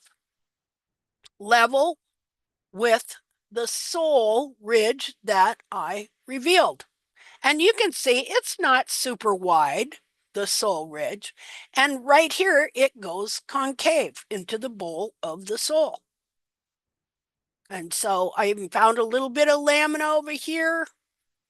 And you can see a nice tight white line around the whole thing.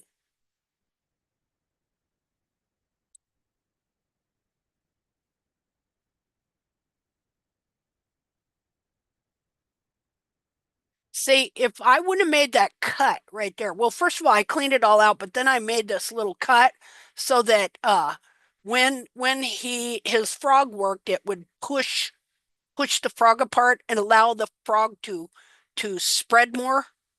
And then it created this strange eruption looking thing here.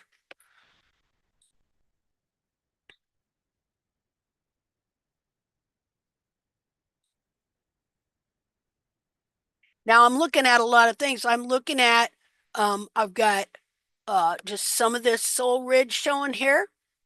I kind of want to see it the same width, but you know, that kind of determines, sometimes you can have one heel that's really pushed forward and the side of a foot that is bulging out in a very asymmetrical. You're not going to get a uniform sole ridge on that side of the foot. But like this foot used to be really asymmetrical.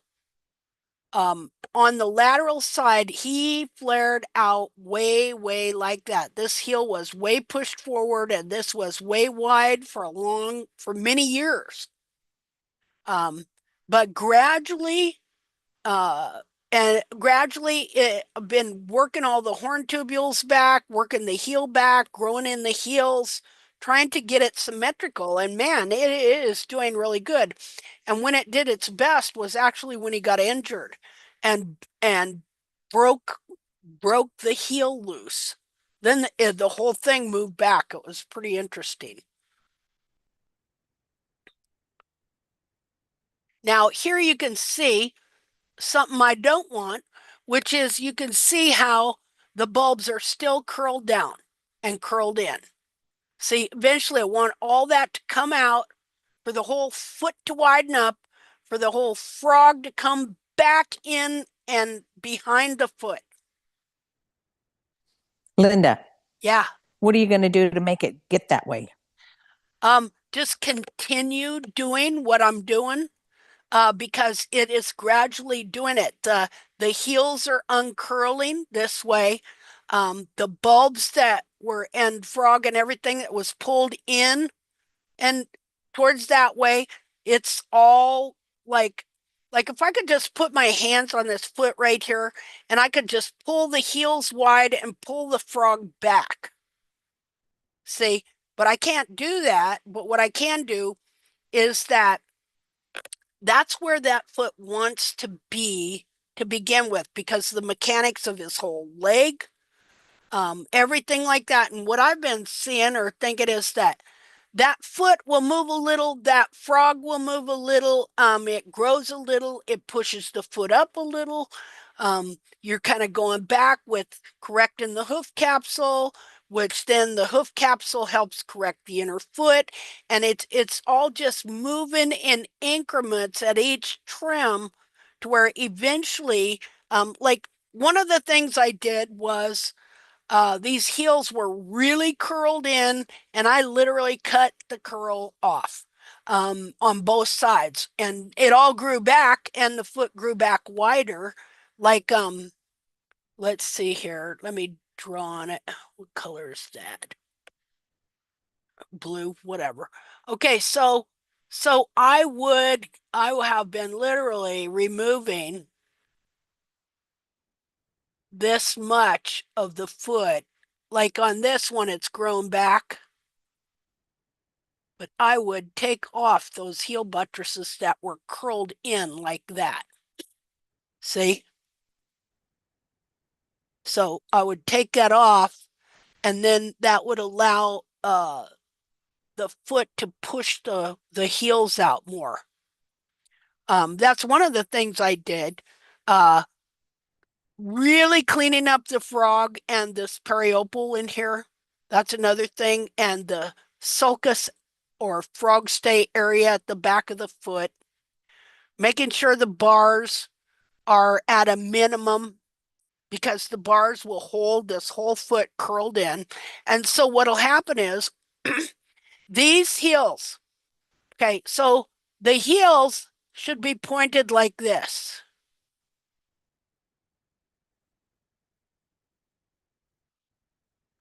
But instead, they were like this. Let's see, like that. And then the bar was around, curled like that. They're pointed this way. They're supposed to be pointed that way. So you can imagine if you could take this and pull it out to there, it's going to take this whole frog and pull it all back too. And then this little piece of frog that is right here, it's going to pull back. Eventually this frog has to be up here. This has to be frog. All this would have to be frog is what's going to happen. So anyway, just in increments, and trying to think of things like like in regards to how bound my pony's feet were. Okay, I was using DIM to support the frog. Well, I took the frog support away, and instead I just supported this part of her foot up in the air, and it made a complete difference in how the foot responded, because I made it so that the frog and the back of the foot could work correctly, which this, let me undo this here. The higher you can get the back of the foot when you're doing this, in my opinion, is the better, because if it is lower than it is supposed to be, then it is always going to want to curl in. And so I did this. I had always used a DIM frog support. Okay. Well, then I realized, wait a minute, the frog is not supposed to have support. The frog is supposed to be able to descend down.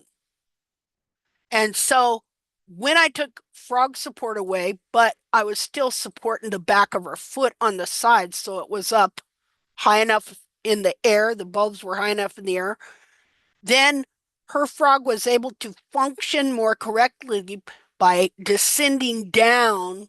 See, what the frog will do is it'll descend down and up, down and up, down and up.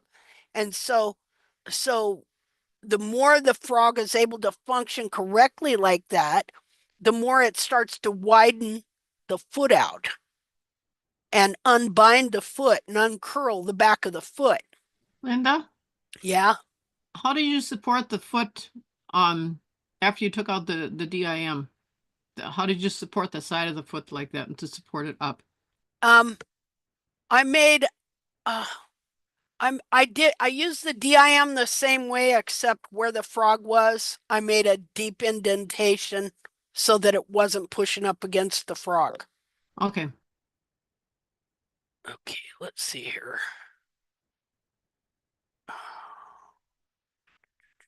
There we go. Okay. Okay, so so then here's where I'm at so far. In the trim, I went ahead and I did take off some heel after all. And so I've probably taken off not quite a fourth of an inch, maybe a fourth of an inch. And so that brings everything back. See? And so then I started rasping. I rasped it flat. And so here you see the sole ridge on him. Because see, now I'm getting, so I can get the sole ridge all the way around into the heel. It was so I couldn't get it in the heel because the heels were hollow for a good amount of time as I started bringing the bars back. Because the true sole in the heel was covered up by false heel for years. But as soon as I started unwrapping these heels more and everything started moving back here, it uncovered the sole in this part of the foot and real heel started to grow. But for a real sole in the heel started to grow. Before that, it was hollow here, concave and hollow.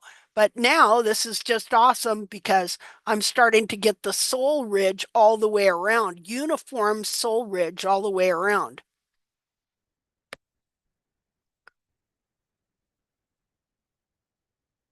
And these heels still have further to go. And this frog still has further to go. This whole thing is going to be moving back.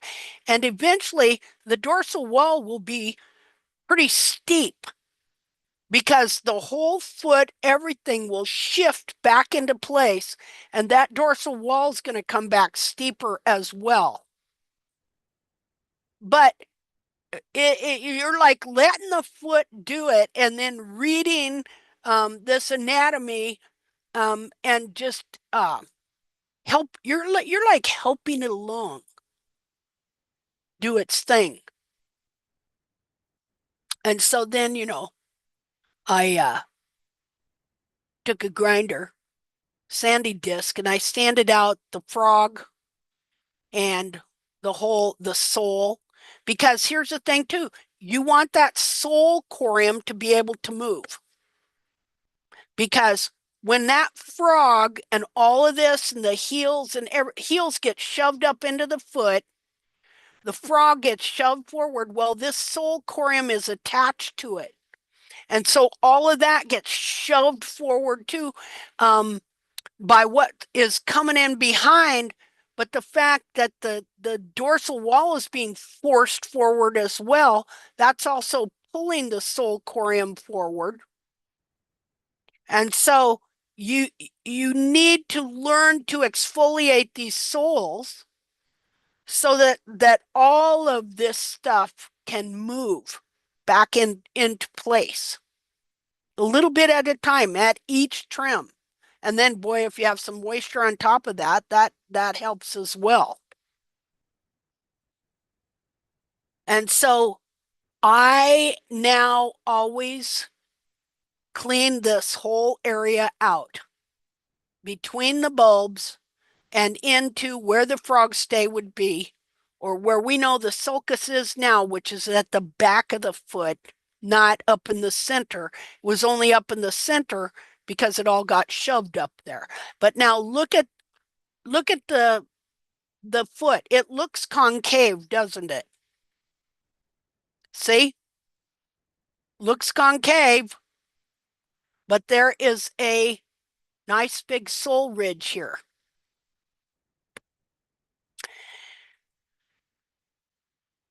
And my heels and hairline get higher all the time. Again, this dorsal wall will eventually move back a little bit steeper. These heels are going to come unwrapped, and the cartilage, even all this is going to expand even more.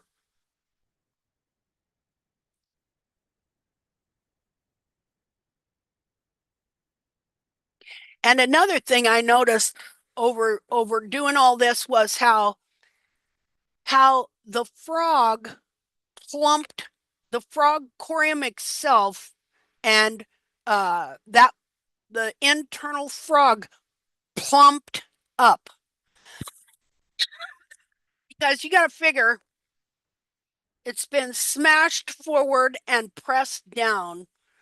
Most of these frogs been smashed and pressed down and pushed up into the foot.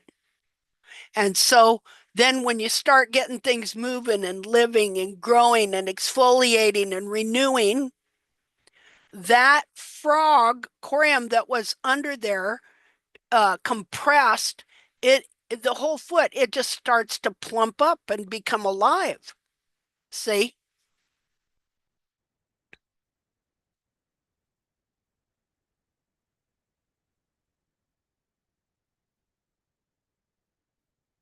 Now look at the nice tight white line I got around there.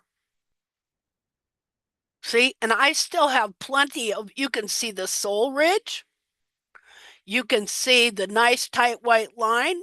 You can see the bowl of the sole here.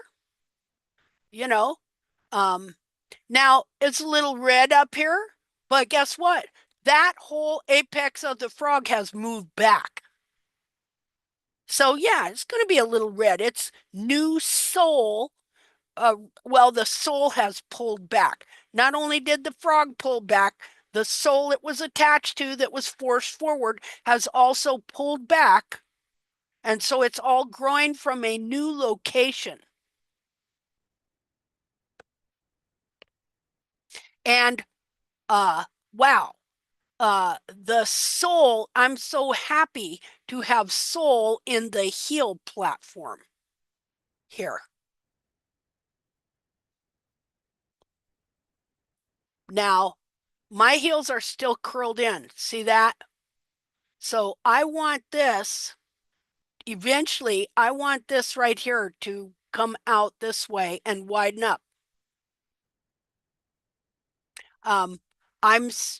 So that's what it looks like from behind. I'm going to want, eventually this here is going to be higher, and the frog is going to come through there, and you're going to see the frog right here and a whole frog underneath here. About where these bulbs are now, everything will be moved up, and the whole frog is going to support the back of that foot. That's, at least that's what I'm hoping for. Okay, so now I started out with a 3.5-inch dorsal wall, and now I am down to 3 1/4. So in all of that, I just took off 1/4 of an inch. That's not very much, you know, but if you leave it, it will keep contributing to hoof distortion by pulling everything forward, and it will, your foot will just get longer and longer. And you know, your foot won't be able to straighten up and start pulling everything back. So see, you have to learn to manage the sole in that toe. So I know that the internal foot is probably about 2.5 inches, and I've got 3 1/4. So I've got about what, 3/4 of an inch of sole. And so then we're back here. Okay, there it was at, well, maybe a little over 3.5 inches. I might have taken off, I don't know. I don't know how much I took off, but 1/4 to 1/3 of an inch. See? And it was like I didn't do anything. Okay? He had no tenderness, no soreness, no nothing.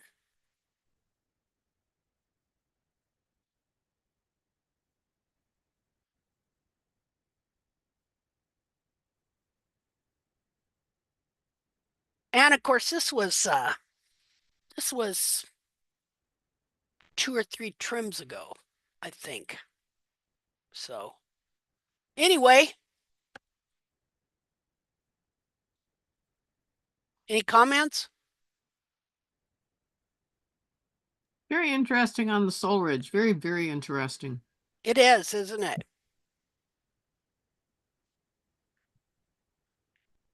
Now, what I'm happy about is just this really nice tight white line, and I am getting a white line here in the bar area too, because I had a tendency to not take care of that, and if you don't, then this lamina can grow over your sole and keep your sole from growing correctly. So Does that anyway. mean the bar ran over the bar lamina? Yeah. Yeah, Okay. the bar, that's why you got to eventually work at getting tight white line all the way around. See, because let's say I only get the outer layers, but I don't get that inner layer, then it will just smoosh over the sole, gradually grow over the sole.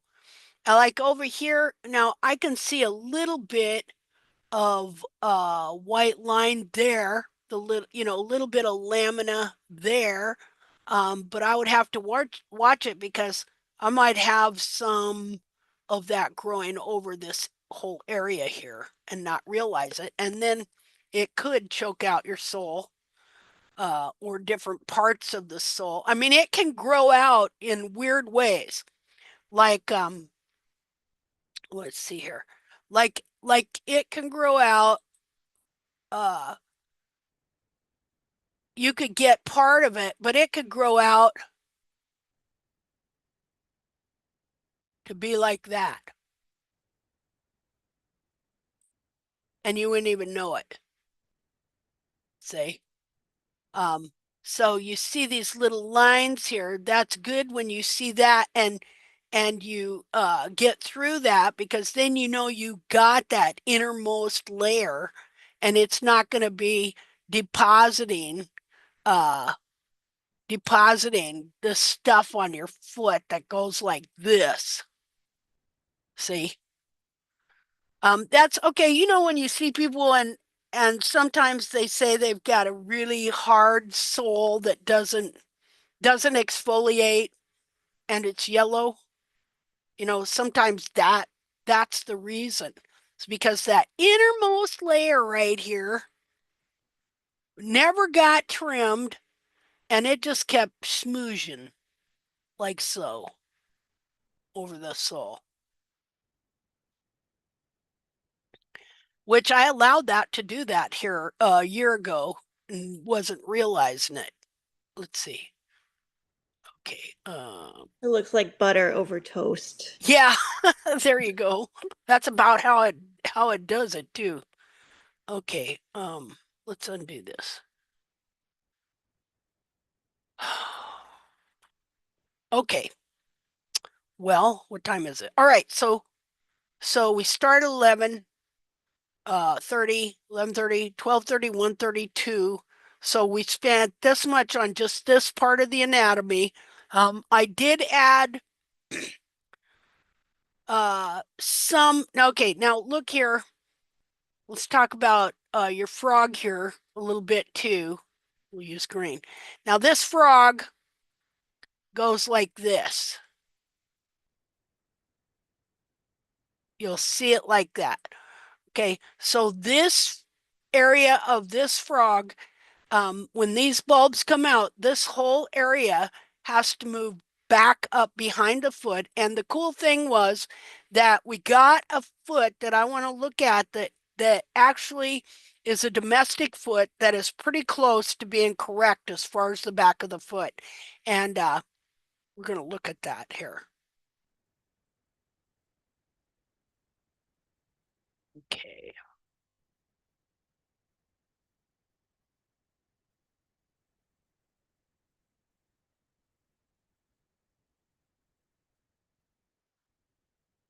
Okay, just a second here.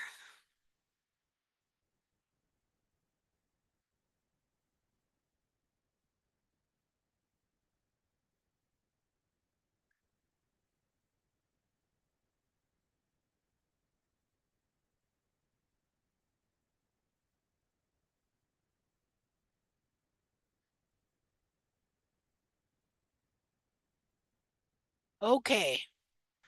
Okay, this is great, this foot. And it was so cool. This is Nicole's horse, and she said, I'm wondering what this distinct tissue difference means. You know, this foot blessed me so much. And if we go back and we look at where Nicole came from, she was very fortunate to have a farrier that shod her horse and believed in a horse having heels. And because of that, the whole back of her foot did not get sucked into the frog, and all the heels totally curled in. So I'm going to take a picture of this, and we're going to look close at it, because this is describing what I want to have happen to my horse's foot. Just a minute here. Okay. Let's see.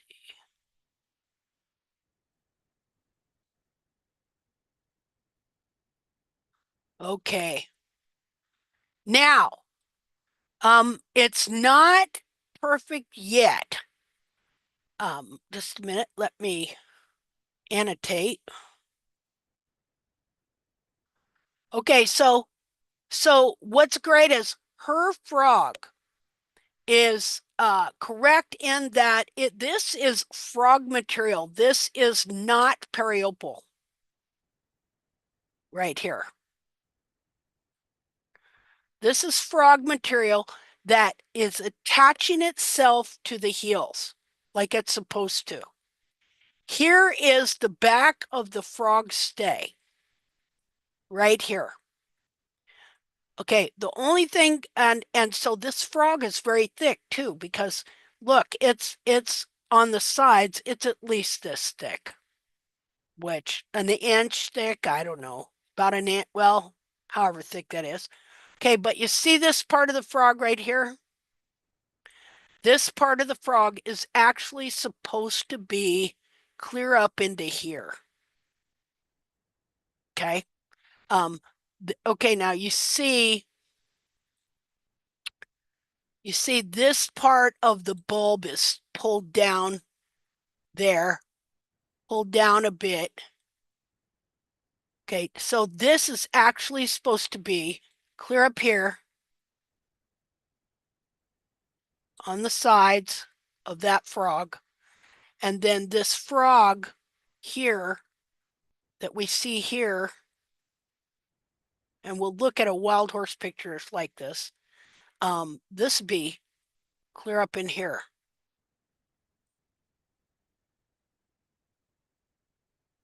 Be like that. See, that frog would just be supporting the whole back of that foot there. Well, that's kind of a funky scribble picture there. Let's see here. So yeah, it's not perfect, but you just don't see this. Okay? You don't see one this close as to what she's got here. So you would not see what we have always seen, which is big fat periopal skin bulbs. That just would not be there. You barely see it up here. And the rest here supporting the whole back of the foot would be frog material. Okay. So that, for now, as far as I know, that is our ultimate goal. Let's see here. And I showed her some other pictures here. Just a minute here. So on that area now where the frog stay is moving, should she trim the back of that out yet? Yeah. What I was going to work with her because she needs some work on the front of the foot for sure. And also, and this whole frog needs to be trimmed down so that it can all start moving back into place better. So even where it's hooked onto the heels, leave that, take that off? Probably. I would definitely thin down the whole frog, just like what you saw on my horse. Okay. And also take back the toe. Take down the toe. We'll look at it here, what she's got, Okay. so you can see. So even though she's starting to grow proper frog, it's still not in the correct place, so we don't let it just stay. Right. Okay. Right. Okay, so where am I at here? Back here. Okay, so let's see. So 29 comments. And here, let's look at this. So here's an example. This is Valor here. This was somebody else's horse. But you see, this is periopal. Here, that is stretched clear down where the frog ought to be, and the frog is underneath the foot. And here on Valor, it's not that much better, but you can kind of see a little frog material, but his whole frog stay was covered with periopal. He had a periopal frog in there.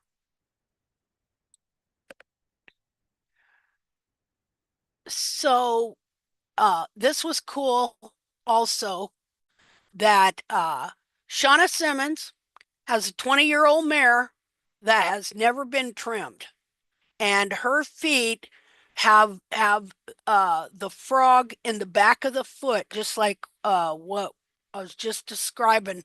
And this foal, his frog is in the back of his foot too. So that was pretty cool. It was pretty cool what they said. She said, like here she says, so over 20 years ago, I got PO'd and did a few of my own experiments for my personal understanding.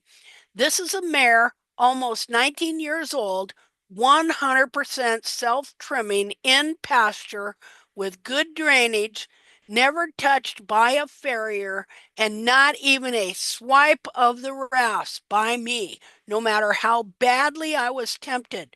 Mare had 5 large foals, taught me, yes, horses need heels, among many other things. How cool is that?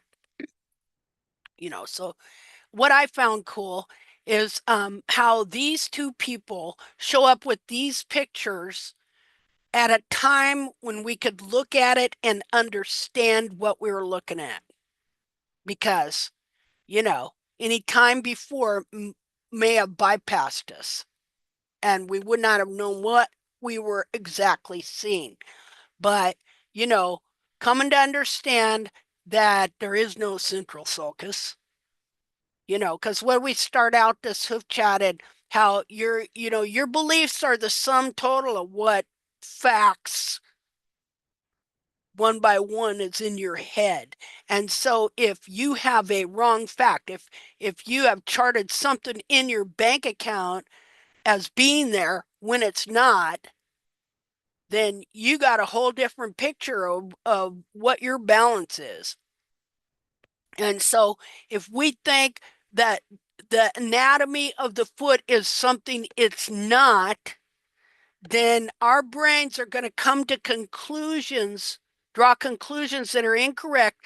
And then when we practice it on the horse, well, truth is truth, people. Anatomy is truth, period. Okay? It's not, well, I want my horse to be this way. Well, it doesn't matter what you want, because whether you want to call it God or nature or reality, all right? Reality and truth are, there's a true thing on how much you got in your bank account. You can wish it was something else. You can even believe, absolutely know for certain you got this much in there, when maybe you have more and maybe you have less because your facts aren't correct. So, what were you going to say something? Before you move on, can we go back to that picture again with her foot? Yeah. With what are the two color thing? That one. Let's go back there for a minute. Okay. I just want to make sure I get something on this. Just a minute here, and I will get the other one up there. Share. Okay, how's that? Oh yeah, I'm gonna blow it. Okay. So we've got frog moving into the correct place, but it's not where it should be because the frog stay is still pulled under. Yeah. We've got frog, which is started by the color and what you're describing, growing and attaching to the heel wall. So there's frog now between the periopal and the actual heel material. Yeah. We want that, but we don't want that now. So yeah. Like on my horse, I've been scraping that zone back up to the periopal. And I'm like, should I be leaving it? Should I be scraping it off? I'm wondering if by me scraping it back to the periopal, I'm doing it incorrectly at this point, or I need to remove it because it doesn't need to be there yet. Yeah, well, see, that's now you're making me wonder. I'm sorry. No, that's okay. So my horse, that's okay. I have some that's usually a cross between probably periopal and frog. Yeah, me if it's too. loose, flappy, I take it off. But then I have this material that's not loose and flappy, but it doesn't look like it's actually part of the heel bulb. It's like this, I don't know, it looks like a quasi material, kind of maybe a blend of the two. Could be. I've been taking my sander and gently sanding through it.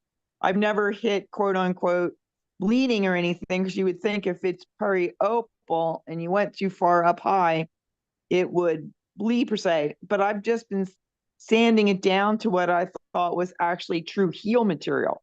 And I'm wondering now whether that is not the right thing to do. I don't know. You don't know. Well, we don't know. I don't know.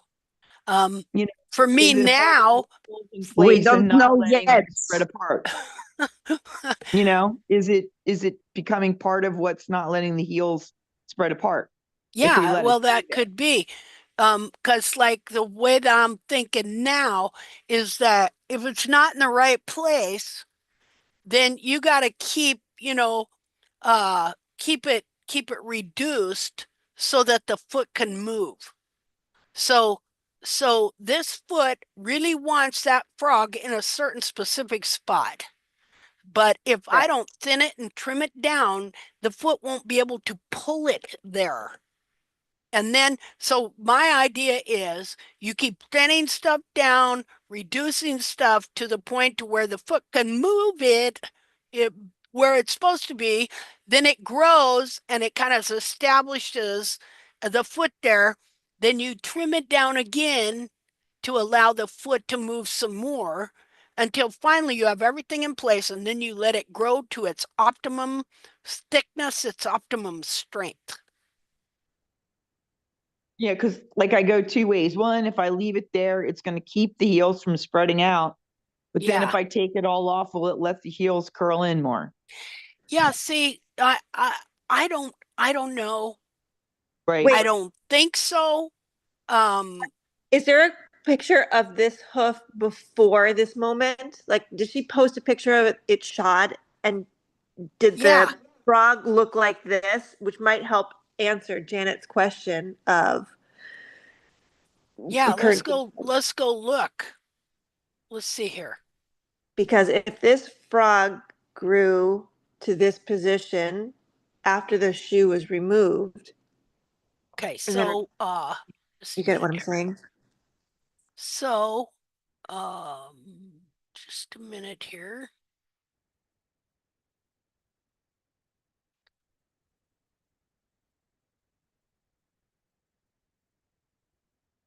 Okay, so let's just look at our pictures here.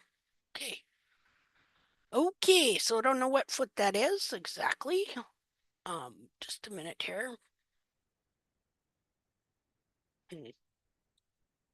I think later in that post that you pulled that first image from is where you showed the shod foot. Yeah. Well, let me see. This is not. I wonder if that's the same foot though. Here's one after, but I want you to see of the shod foot. So let's go back there. Let's see here. Comment. Here we go. And see, she had heels. And so her frog and her heels were never totally turned and pulled in like so many of us have had. Let me save the image and we'll look at it in a bigger light here. Let's see. Share.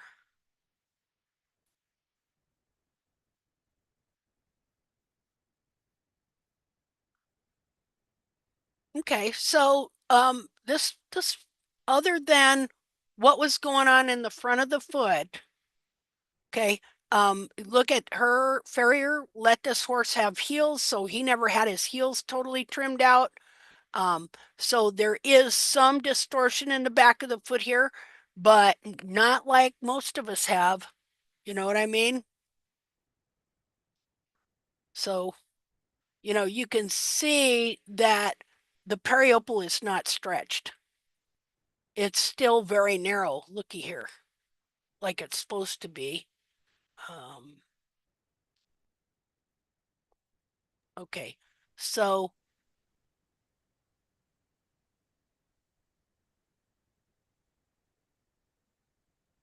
that looks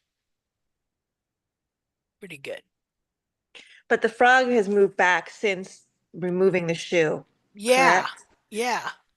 So then I don't think that helps answer Janet's question of should we wait or not? Yeah. Sorry, I thought it I, would.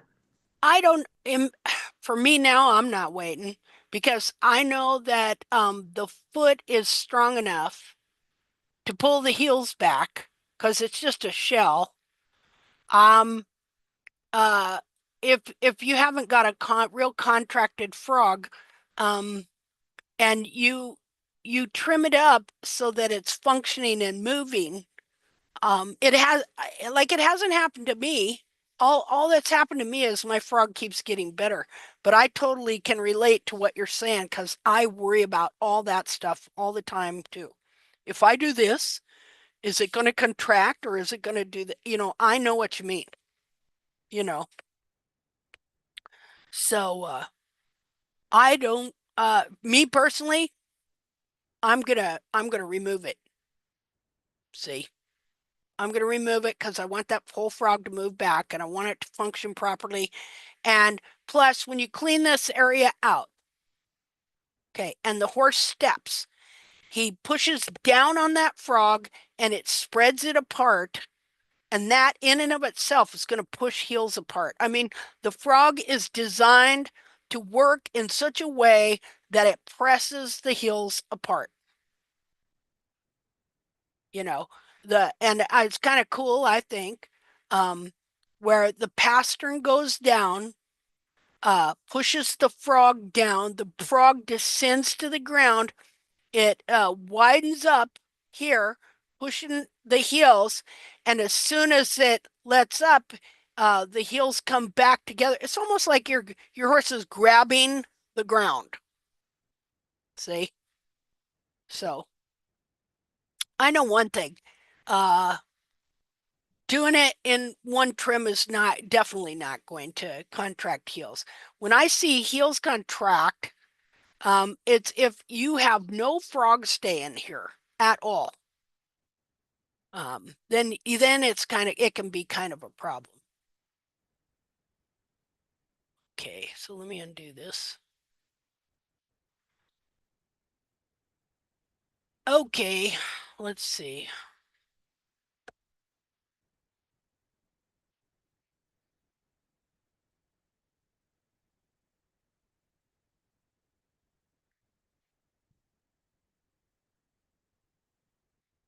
Okay, so let's see here. Here.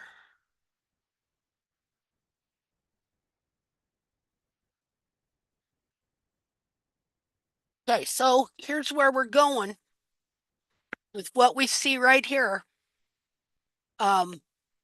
This is frog all along the back of this foot. Here, now this was at a time when it was dry on this foot here, but you can see clearly that the whole back between the bulbs is frog. Same with this horse. You can see, in fact, the frog bulges out the back of its foot. Here, frog. So that's pretty cool. So this is the aim. And so all wild horses do not have feet like this. Or this evident. Let's put it this way. Probably more than what we realize, but we haven't known what we were looking at, you know? So for me, if it's in my horse's foot, it will develop and it will, move in that direction. And so like the foot you see there that I showed you of him, that's like 2-3 trims ago. And so now I'm seeing that foot, I'm seeing that frog come back more.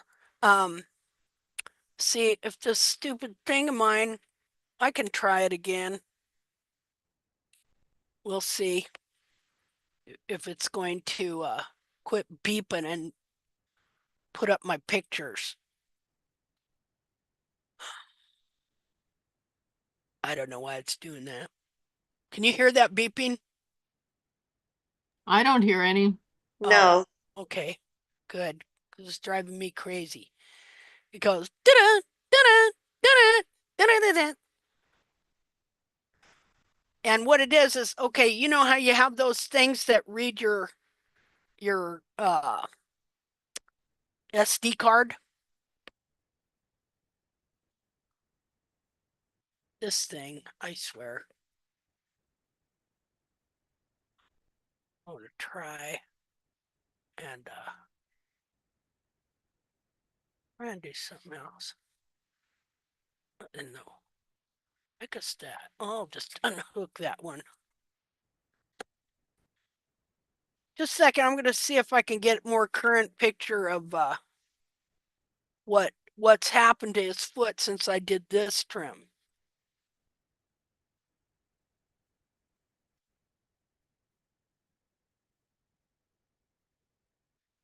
Let's see.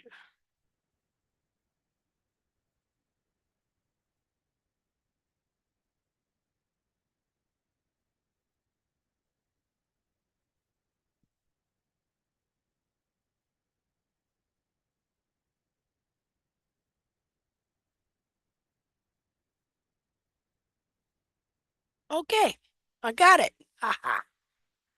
Just a second.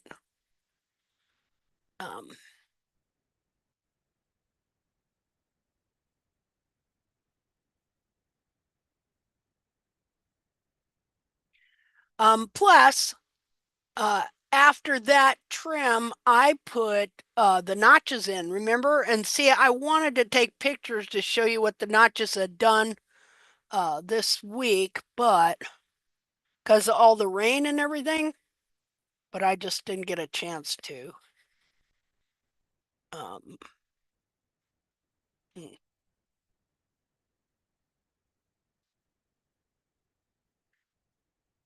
Let's see here.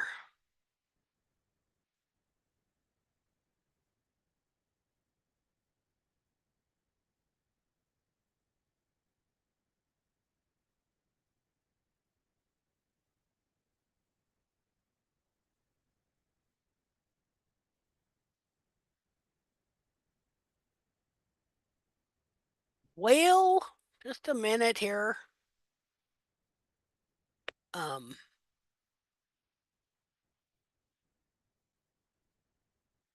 Let me find a picture. Hold on, sorry.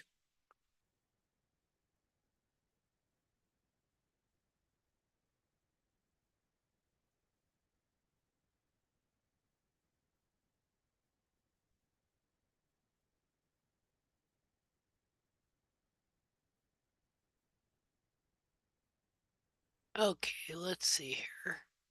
Share.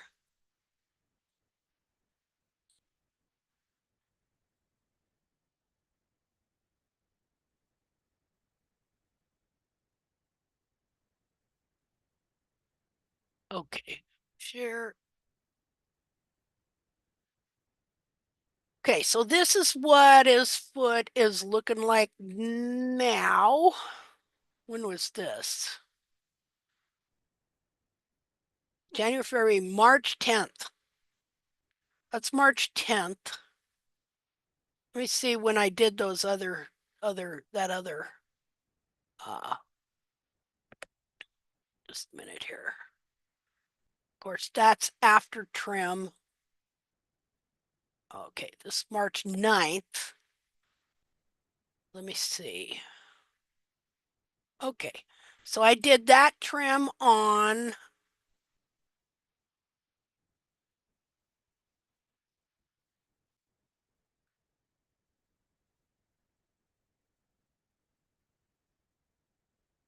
February 25th.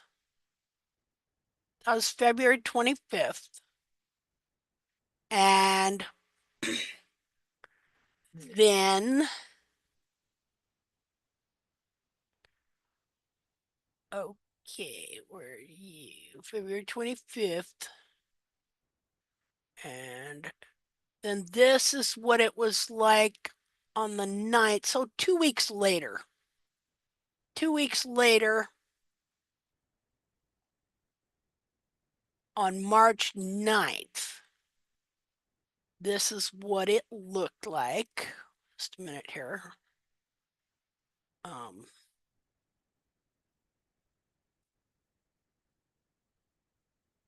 just kind of go through here. This before trim. Now look here. Remember what that gal said about what are these two different types of tissue I'm seeing? Well, looky here. What do you see there? That's frog. Two different types of material. Yeah. So you got your periopal, but then your frog is coming through the gate. See there? And this why I say I think this whole thing's going to come backing up and be where it's supposed to be.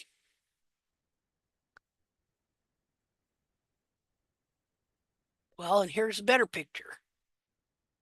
See? Frog. And a little bit up here.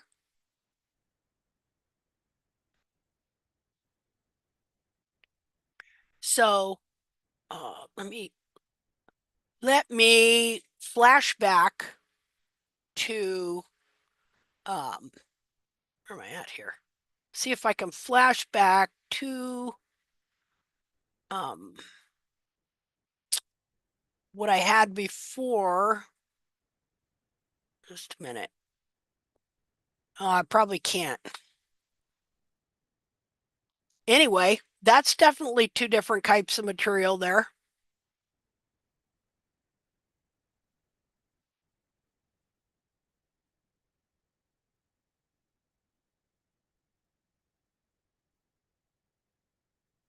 So slowly moving back. And you can see this is I told you I made that I'm making a slit in the frog because that frog is really deep. Okay, and it's only a certain width. And so I want this frog to widen up because it's just like if your heels contract and then it squeezes your frog lips together, then your frog stay is going to grow at that width. And so, I don't want to take out that whole frog stay because then my heels would contract. So I just take a scalpel, okay, and I just make a shallow, narrow cut in the frog that I can't trim out.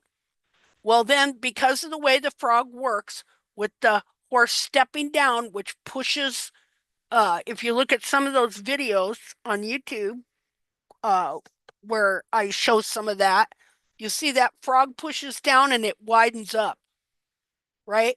So the horse stepping down and pushing down is just kind of lightly pushing that out, pushing that out, pushing that out, and it's making my frog wider. And so wider as it all comes and moves back and out.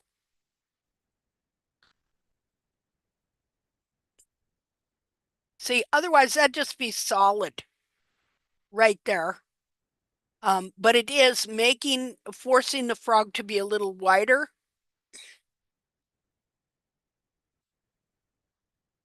And that's why I took so many pictures of this, because of seeing that frog material come like that. And so that's why I'm saying these gals that shared these pictures, one of her mare and her foal, and we can see that how that frog is high up in the back of the foot. All right. And then on this other gal, all right, how you can see the frog in the back of the foot, the two different tissues. So that's a medial view. That's just my other experiments there. Didn't hurt nothing.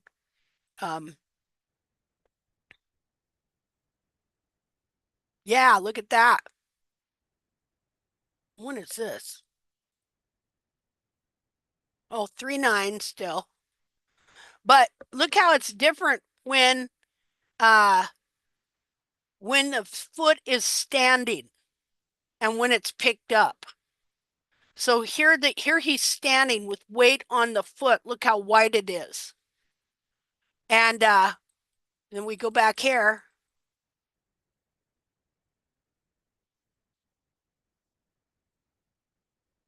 See how it looks narrower? Well, that makes sense because he's not standing, pushing his out, right? Not standing. When that weight goes on that frog stay there, it widens things up. So thinking about how these feet function and how this is supposed to work to kind of help you widen that out. So if I put a slit there, then when he steps down, he's able to get a little wider because it's not just for solid frog stay.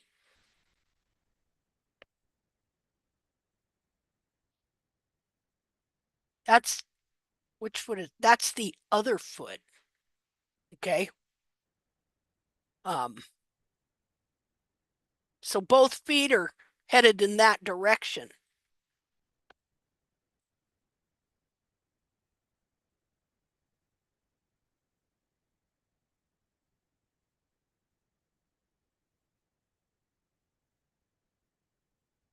Yeah, this is the other foot. Okay, there you see that? It would just be solid if I hadn't taken and put in a narrow, shallow split in the frog. Because again, what do I want it to do? I don't want my foot to contract, which would happen if I took out too much of that frog stay. But I want that frog stay, I don't want it to stay there. I don't want it to stay that narrow. I want it to widen up. I want that whole frog to move back. And so this frog is doing great things too.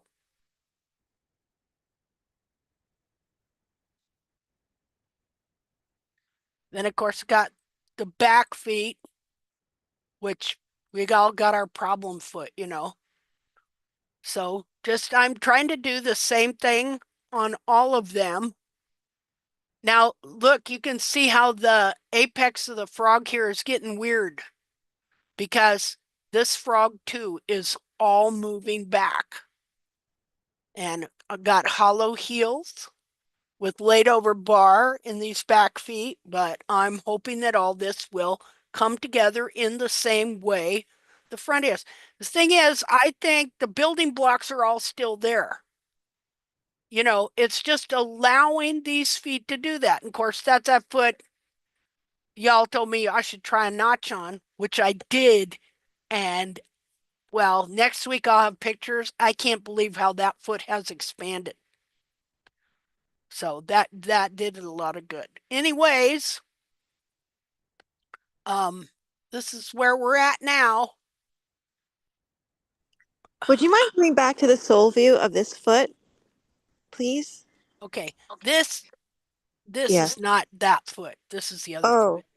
I stand corrected. Okay. Yeah. Yeah. Let's see. I can show you a sole view of that foot.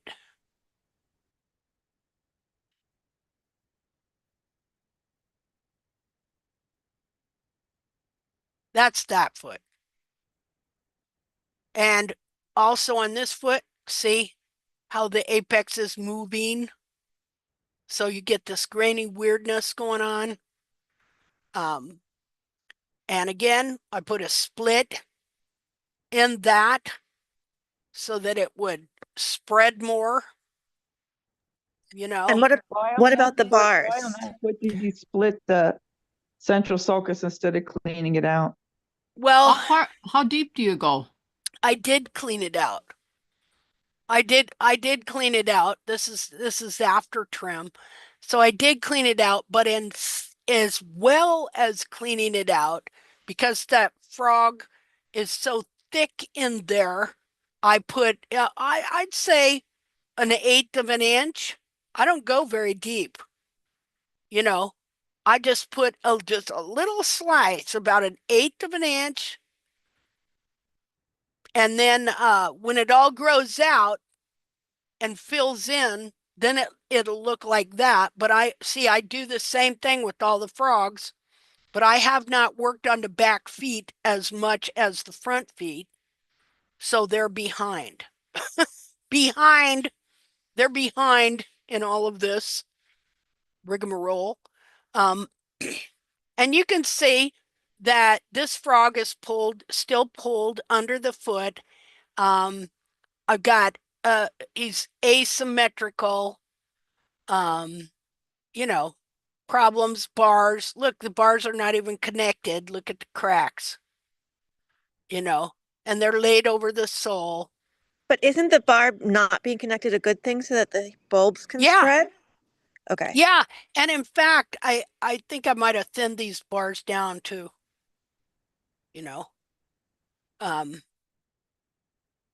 Now, here's another thing I'm expecting, that when the frogs get right in the back feet, it's going to change the quality of the hoof wall.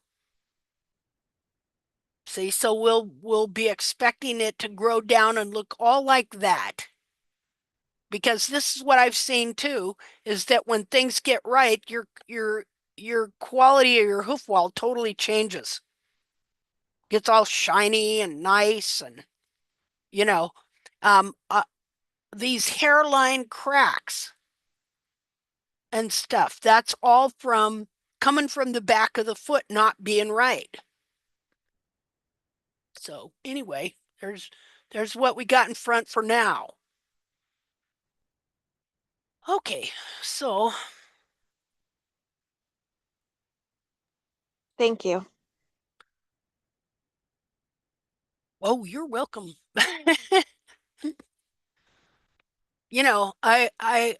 It's hard to share your feet because you feel judged. By God, your feet should be perfect by now. Well, we didn't know what perfect was, did we? We're getting an idea. How far can our horses go to have the foot that they were designed to have? This wonder, this marvelous working, fantastic thing that gives them wings. I mean, there's this big debate. Where does the horse bear the weight? Frankly, I don't think that when the feet are right, that there's anything that's bearing the full weight ever. The way it's designed is designed to have so much suspension and so much buoyancy that it just don't bear all the weight ever. you know, and that's what makes it seem like they can fly and how they can be so smooth, you know. You think of a car that has just super fantastic suspension and you can just go over a rough road and you don't even feel it. You know, I think that in this foot and combined with the legs and the joints and the ligaments and the tendons and everything, that there is just so much buoyancy, so much suspension that there is nothing that ever bears full, complete, total, whole weight all the time. It is this weight sharing suspension system of marvel. It is a marvel, you know, a marvelous creation, a marvelous apparatus, you know. So, and what you see too in the prints, you start noticing their prints, how they're different and how they work and why, because the way everything is built, they can have just this fantastic traction in the mud. You know, the way that coffin bone is, foot sets flat, but coffin bone is slightly angled so that they're automatically, as they set that foot down, that toe is just pushing forward and digging into the dirt for the traction to set off. You know, it's just, and then, you know, what you notice about how the frog works, how that when that frog descends down, it just slightly pushes those heels out, that when that pastern is letting off, then those heels are coming back together and grabbing the dirt, you know. It's just a real marvelous thing. Okay, so I would like to take a break for 15 minutes and then come back so that I can stretch and, you know, get some coffee. Are you going to leave it running or are you going to do this in 2 parts? What do you want me to do? I don't know. It's your choice. You're in charge. Just so we know. I give you the authority. Oh, very good.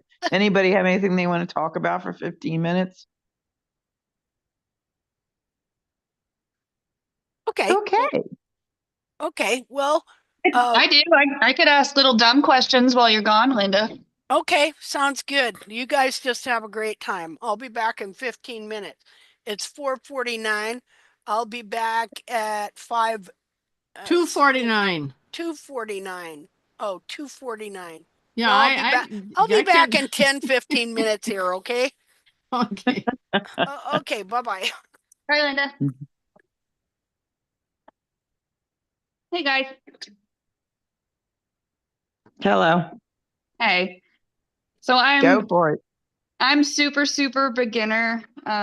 Before I got this horse, I knew how to clean their feet and put a checkup for the farrier, and that was pretty much Welcome to the club. Thank you so much. Hey, we've all been there, honey. Yeah, thank you. It's a little bit intimidating and overwhelming. I joined her Facebook group in October when I got this horse Moo, and it was really overwhelming because I didn't know the anatomy. I didn't know what all of these methods meant, and it's been pretty obsessive over the last couple months. But a lot of the questions that I have, I mean, like a lot of the stuff is making sense, like the light bulb is going off, but I still have like really dumb questions. There are no dumb questions. Nothing is dumb. Ask away. Nothing is dumb. If you don't know what it is, it's not dumb, and it means that we need to discuss it and explain it. Well, no, seriously, there is no dumb. Trust me. Well, like I'm following along, you know, with the discussion today, and if my horse has really, really thin soles and really, really thin walls and doesn't have much toe to take off, but we still need to bring everything back, is my best method to just wait until he grows and then start bringing stuff back where they're supposed to be? Or do I just kind of do micros as he grows. Well, without pictures, it's a little tricky. It all depends, like she said, on the angle of your dorsal wall. Is it really, flared out? Is it more straight? How much do you have? What does the back of your foot look like? Because most of all of the deformities have originated from the back of the foot being cut down. So our main goal now is to improve the health of the back of the foot. And a lot of times the front will come back as the back of the foot starts improving and moving on its own. But it all depends on what your hoof actually looks like. If you've got really thin soles because your heels have been trimmed out, and I mean, are you almost walking on the heel bulbs? Have they raised up off the ground? There's so many variables. His bulbs are up off the ground, but they're just really, really far back. And he has almost zero hoof wall all the way around. We have opened up his heels in the last couple of months. And then, like I said earlier, it looks like his frog is starting to come back where it belongs. We still need to bring his heels back quite a bit, but I'm just like, how do you do that if he's not growing anything? Well, okay, so he is growing. It's just you're not seeing it. It's the way it is growing. So when your toe is really forward and your heels are really forward and everything's trimmed out, like my horse was like this, and I just started learning basic mapping, okay? And just let him grow. And there were no magnificent changes in the beginning. In fact, I couldn't even see any. And I was very, very depressed and oh my God, nothing's happening. But then I started looking at my side view shots, which you need to learn to take them always at the same angle so that there's no distortion in your pictures. Right. And Linda's like, look at the area back in the back corner of your heel wall where your heel is. And without seeing pictures, I could not see that my hairline was ever so slowly inching up in height. Right. I wouldn't have seen it.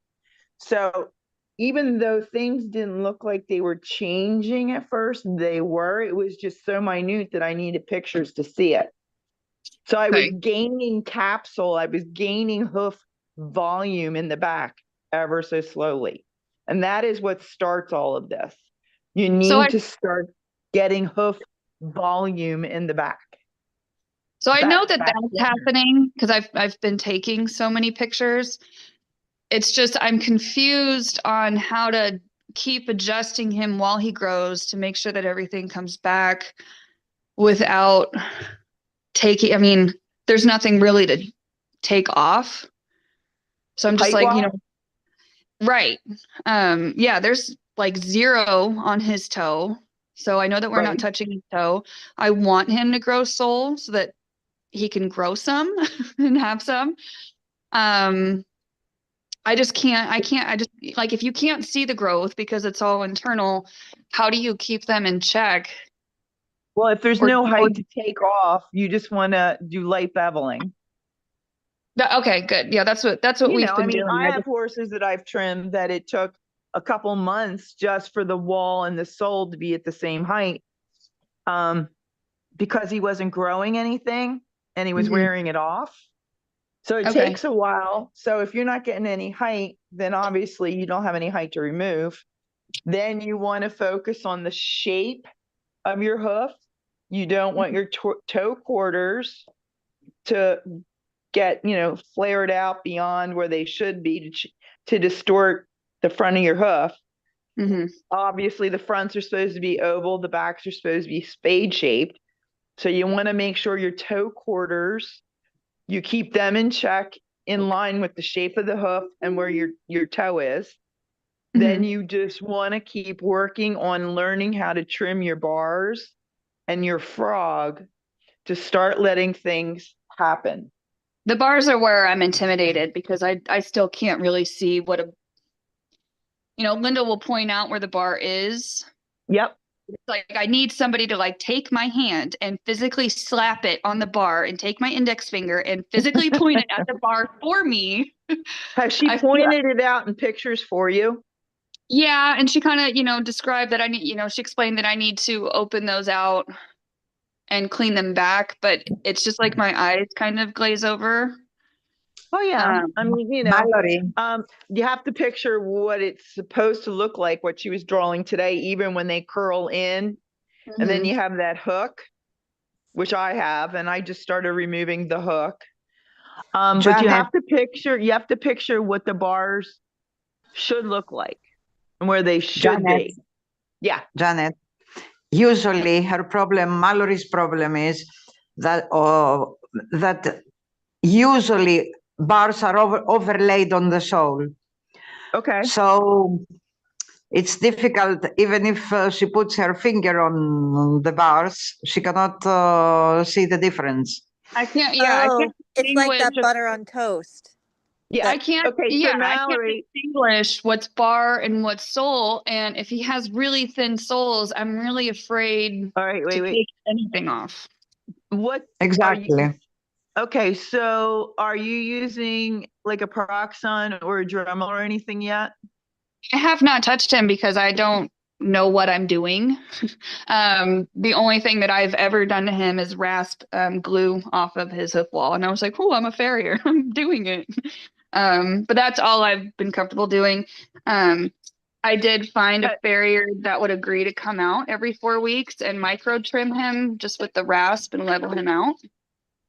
Mallory, did you see Linda how she trimmed the rim of the sole with her knife?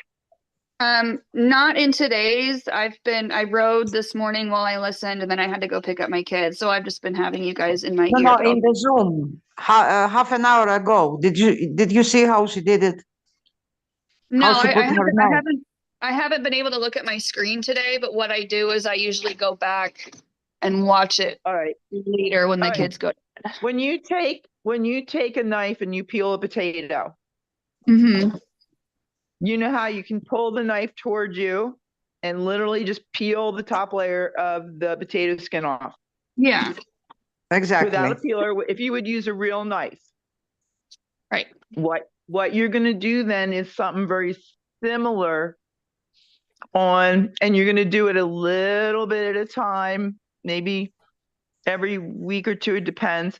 But you're going to learn to take your sharp knife, pull it toward you, knife, starting out. Okay, so flat, starting out towards the hoof wall and pulling it in towards the bar, in towards the frog. And you're going to ever so slightly just scrape gently the top layer off. Just right there where the bars are. Can I interrupt you, ladies, just for a second? Because I'm in the exact same boat as Mallory, but because I tried using the knife and I was all thumbs and useless and not using a hoof stand. So I went and I bought the Dremel, and I have just been using it just a little bit and getting sanding disc. Yeah, with a little. It's got the round the round thing. What do you call it? Do you use the head with the sandpaper on it, or do you use the metal? Okay. Yeah. No, it was the sandpaper. I know. That's the one with the sandpaper, and it's working. Like, I'm taking little bits off, and I can see I'm still not doing a really super nice job, but I'm getting more used to it every time I take a little bit off. And I'm able actually to do the frog a little bit too, right? So you can do the frog, no big problem. It won't hurt. You have to remember that the sole underneath that overlaid bar has been crushed and not allowed to grow. Yeah. So you don't want to get in there and remove it all at once. No. Yeah. Because then there's no healthy sole under there because it has not been allowed to grow. Right. So like with my horse, I'm doing it on my back feet now. I tackled the fronts, took care of that. Now I'm tackling the backs because they're much worse. And he was a jerk, and it's a long story. But anyway, So what I do is I either take the Proxon and or my Dremel. I have both tools. And every couple weeks, maybe every 2 weeks, I've been doing it when I have time. I clean them up and I just lightly sand the whole bottom of the hoof, real light. Mm-hmm. Can I jump in Gently as a newbie light. here? I found all of this to be helpful, except for I asked a knacker for cadaver hooves, and I practiced on cadaver hooves, and that's how I started. Oh, you can do that? Yeah. I didn't have that. I just had a stupid horse, so you know. I had Okay, my the horse is horse. That's stupid. it. Yeah, you can I gently think sand, girls, learn to sand. ladies, I think the best way is the best practical way is to find the white line of your wall. Know that the bar, whatever kind of bar you have, it has its own white line, and to continually from the heel buttress towards the frog to find first the white line of the frog. Right. If it is overlaid on the sole, The white line of the bar. yes, of the bar. Sorry. Yeah, sorry. If you start like this, you will see that it's very clear to find the white line of the bar, unless it is all attached to the sole all the way back and forth. Your bar is attached to the sole. But usually, when it is connected with the wall, it raises a little bit. So you start from there and you go very slowly because you are on the first steps or your trimmings. You take a little bit, like Janet said, very fine pieces of potato skin, and you will find the white line. So you go further on and further on. Okay. Watching Linda I think today it's the showed best And you way. know, if the feet are really scrubbed clean, I found out, like my soles in the back all look ivory. Okay. Solid ivory. So I got a lot of dead stuff in there yet and everything. But when they're clean, but wet, I can actually see a difference in the color of the smeared over bar and the sole. And Oh, okay. if you sulk the if you feet, it's have going to be a dirt lot lines, easier. yes. And if you have dirt lines, a lot of times you'll have dirt lines at the edge of where the bar overlay ends on the sole because it traps dirt. And you'll see dirt lines in there and you'll be like, how did that dirt? And as you're sanding, you'll find pockets of dirt that the sole literally trapped as the bar was growing up and over the sole. So a lot of times you'll see like really like lines of dirt and you're like, how'd that get there? And that is another clue as to how far out it has smeared. Because you'll actually find pockets of trapped dirt underneath it. Wow, that's really good to know. Thank you so much, Jan.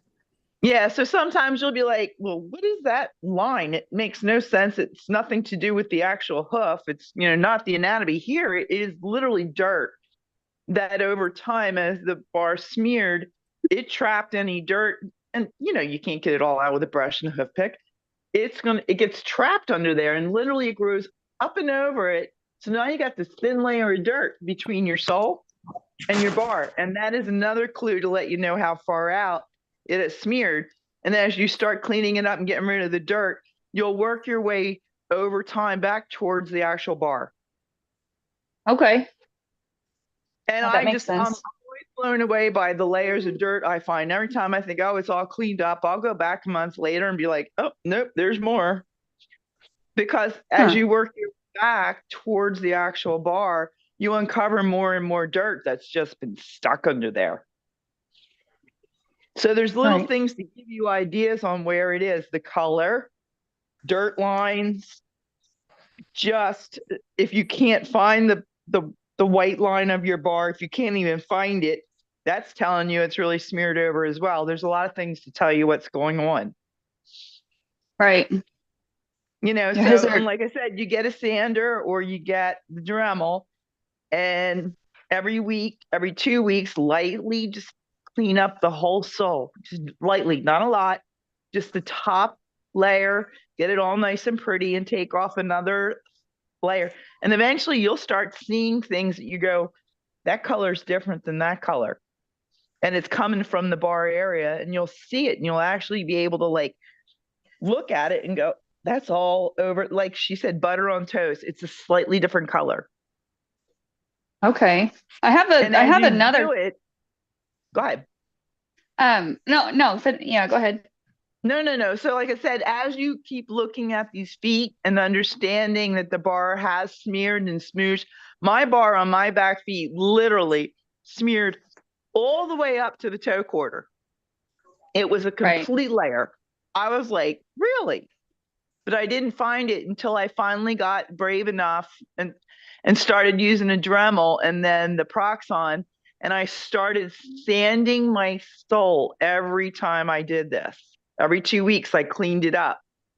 And by doing that, leaving a sole that clean lets you see things that you can't see if you don't do that. Right.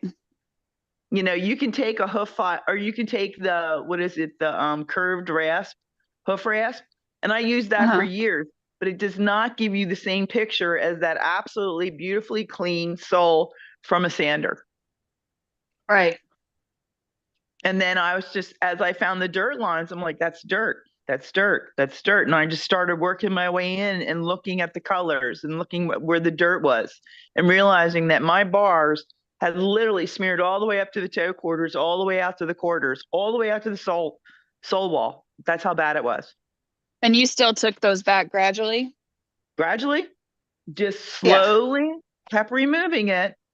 Like I said, you take a little bit off every 2 weeks.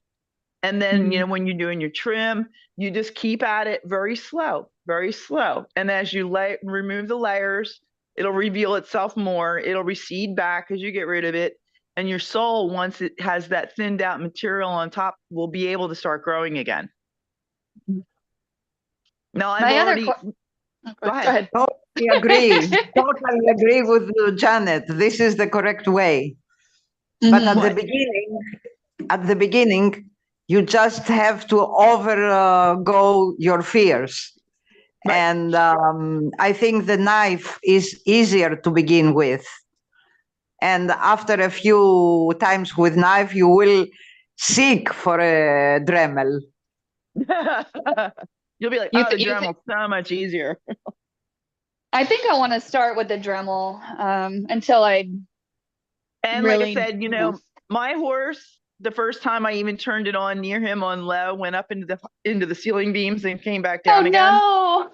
Yeah, well, and then I got him used to the noise. Okay, I just stood there with it running, petting his neck, moving him around, moving around him. And he's like, okay. And I'm like, okay, now we're good. So you have to remember, every horse is going to react differently. So be prepared that he's not, or she or whoever's not going to like it at first. So then I thought, he's good to go now. I picked up his foot and I touched him with the Dremel running.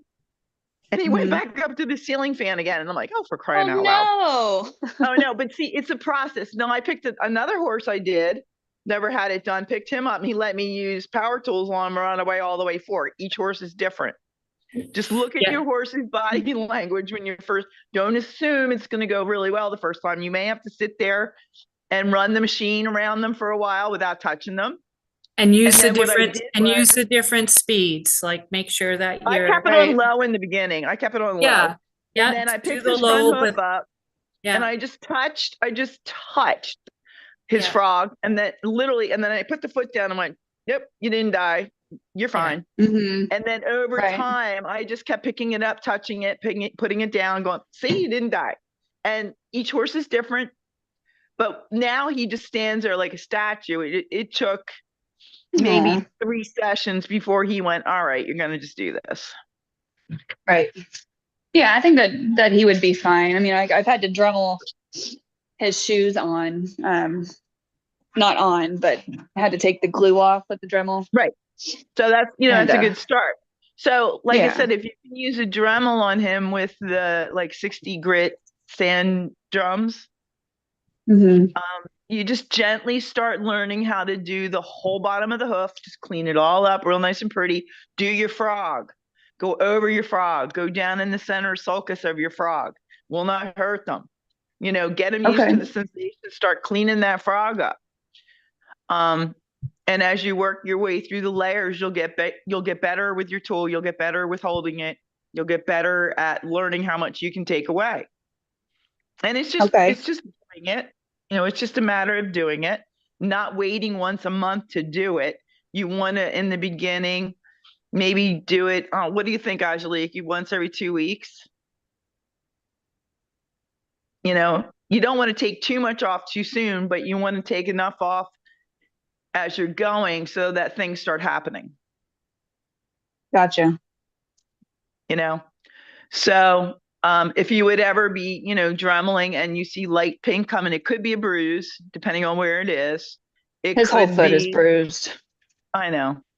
So, you know, if it's bruised and you go a little bit further, it should, just a hair further, it should start going away. If it's not a bruise, and you can just stop and let it go for a couple days, come back and look at it and just say, oh, it looks good now. I've had to do that. I'm like, is it a bruise? Mm-hmm. Is it, you know, I'm seeing corium through the sole. I don't know. So I wait. I let it go 4 or 5 days. I come back, look at it, press on and go, yeah, it's hard. And then I just try it again and see what happens. Okay. It's all give and take. Use your gut instincts. See, you know, pay attention to what you're seeing. Pay attention to how your horse moves after you do it. Mm-hmm. There is, like she said, there's no cookie cutter to this. You know, each foot is different. And as you get more adept with the tools, and as you continue studying, it'll start making more and more sense, and you'll get a lot more skill and a lot more, not bravery, but ability to go, I could do this. Yeah, the hard part is that I would really hate to just, you know, micro mess up on him, because he's got about 1 millimeter to work with kind of all the way around. And of what? It just wall, foot, sole. You know, he's really easy to put lame. He's always bruised. But I feel like I have no other choice but to learn on him, because I can't have a farrier out, you know, every 2 weeks to do this. No. So I'm just kind of like, micro stuff's not going to cripple him. Trust me. Excuse me, Mallory, have you used anything to help to harden up that sole, so to give him a little bit of protection? Well, that was going to be my other question. Yeah, we've tried all the boots, and I've actually been talking to a scoot boot rep today. I've been putting him in Cavallo Treks when I take him out, even just to go take him to the concrete to go work on his feet. But if I leave them on long enough, they bruise his bulbs. Yep, mine are the same. Yep. Yeah, and that we tried all the sizes. We tried the socks, the gaiters, you know, the wool pads, the gel pads, the vet wrap. You could try looking at a different type of boot altogether as Renegade. I looked at those, but like even the back of them looks like they would rub. So I'm gonna try the scoots. They don't rub as much. Some of the boots, when they walk in them, there's absolutely no flexibility of the boot. So their heel bulb, it's like you're in a bad shoe. Your heel goes up and down, you get a blister. The Renegades have a hinge. I've had them for 20 years. The Renegades have a hinge system on the heel. So when their foot flexes, it lets the heel bulb go up and down, and the heel strap on the back is not connected solid to the rest of the shoe, and it lets the heel move more naturally. I've been trying to look at that shoe like close up to see So how it a works. lot of the endurance trail people, they were not allowed to use any other boot but Renegades because of that feature. It did not. Go ahead. Well, what about the scoop boots? Because I'm looking at those and I'm liking them because they're open in the back. I haven't. It depends on which ones. They have so many styles out. I was looking at the enduros. They have adjustable straps, and they're the more expensive route. They have a new one out that's a therapy boot too. So I just had to get her do my guy. And what's it called? Enduro? What? Enduro. There's the Enduro, and then there's the Thera Ride. I think that's what the new one's called. I'm looking for a picture. I Yeah. had scoot boots for Dolly, and I found that they rubbed on the coronary band right in the heel quarter. Yeah. The other And the thing about straps are very, Renegade, very tight. I have Yeah. arthritis in my hands, and I couldn't use them. They're all right, very That so makes me the other nervous. Okay. thing, And the other Dolly thing didn't about like them. Renegades, the Yeah. other thing about Renegades is nowhere does it touch the coronary band. Right. It only goes part way up the front of the hoof. It has a strap that hooks onto the front. Then it has the hinge heel cup that you can set the length of it depending on how long your hoof is. You have to measure your hoof based on their charts. You can call them, send them your measurements, send them pictures, and they'll help you pick the right ones. And then you can adjust the length of the heel boat, but it does not touch your coronary bands anywhere. And the only way you're going to get kind of blisters and whatever is if you let dirt get between, like anything, if you let dirt get between your girth and your horse, you're going to get sores. It's the same thing.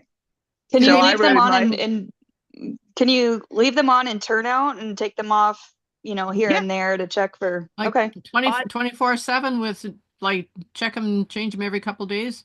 Oh, hey, that's my You can do horse's that. foot. There's my There's horse's foot. Linda's Mallory, back. there's also a product, Mallory, called Hoof Armor. And it's I was gonna, yes. I Okay, tried so it, it didn't help. Sorry. This was my other question. I tried that a couple times, the Keratex. Yeah, I've tried it. It didn't help. That dries Okay. your hooves out more than it does anything. It's got alcohol in it and acetone. Yeah, the it felt counterproductive. It is Hoof- counterproductive. Hoof Armor is Right. not any of that kind of stuff. It's actually, I believe the Switzerland team used it during the Olympics. It's a 2-part epoxy, and then you just put it over the sole, and you have to do a couple applications, and you have to let it dry, and you have to sand it in between applications. And then it'll just wear off, and it'll still allow you to get at the foot to do the things that you need to do for the other corrections for the frog and stuff Okay. like that. But it would cover. So it's called Hoof Armor. Yeah, I've heard of that one. And then if I wanted to oil to bring back in moisture, we're in Northern California, so it gets really, really dry and rocky. You don't want oil, you want water. Yeah. Okay. Oil will not do anything. You need moisture, you need water. Yeah. Yeah, the conditioner is boo-boo. No, you just want to soak the horse Okay. like Linda has done in baggies or in a Davis soaking boot, I have in that. a mud puddle. So this was my question. If I'm wanting his hooves to get harder and stronger, does soaking counteract that? Linda, are you here yet? Okay. Well, see, in order for them to get harder and stronger, they have to be correct. And Right. then they'll harden up all their own. And what you find with the moisture is the more you soak them, the harder they get. I don't know how that works, but they just, everything's able to move and get in the right spot and stuff like that.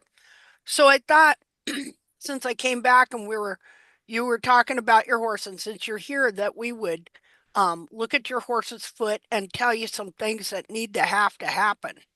Okay. Awesome. Okay. Cool. Wonderful. Okay. So is this the only picture you've got? You sent me a picture. Was there more? No, I sent you a bunch. Okay. Yeah, it looks like there's a bunch there at the bottom. Okay. Well, when I look at this picture, the first thing I notice is how long the frog is. Okay. Yeah. So let me see when this was. Okay. Yeah. This was this morning. okay. Where's the other foot? Because the other foot is the one that was peeling its frog. Shoot, I didn't take a solar picture of that one. I took pictures this morning to measure. Okay. Let me look at the other foot and see if I can find it. Shoot. See, well, this I'll tell you on this one is that the frog apex is very stretched forward.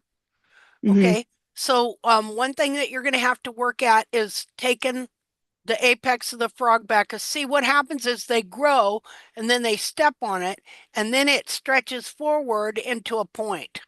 and lays over the sole up here. And so his true frog apex is probably at a minimum here. Okay, but you need to start learning how to trim down the frog apex to get to where the frog. Linda, I think you need a new share because you just drew a line across the bar. Oh, okay. Just a minute. Sorry. That's not where the apex is. Really? Honest. Okay, yeah, because see, I did this deal. Just a minute. Okay. Share. There. There we go. Okay. Much better. Okay. Let me see here. Where is the annotate? Okay, so whenever you see this, this is never the true apex of the frog. His true apex of the frog is more like here. Right. For now. Okay.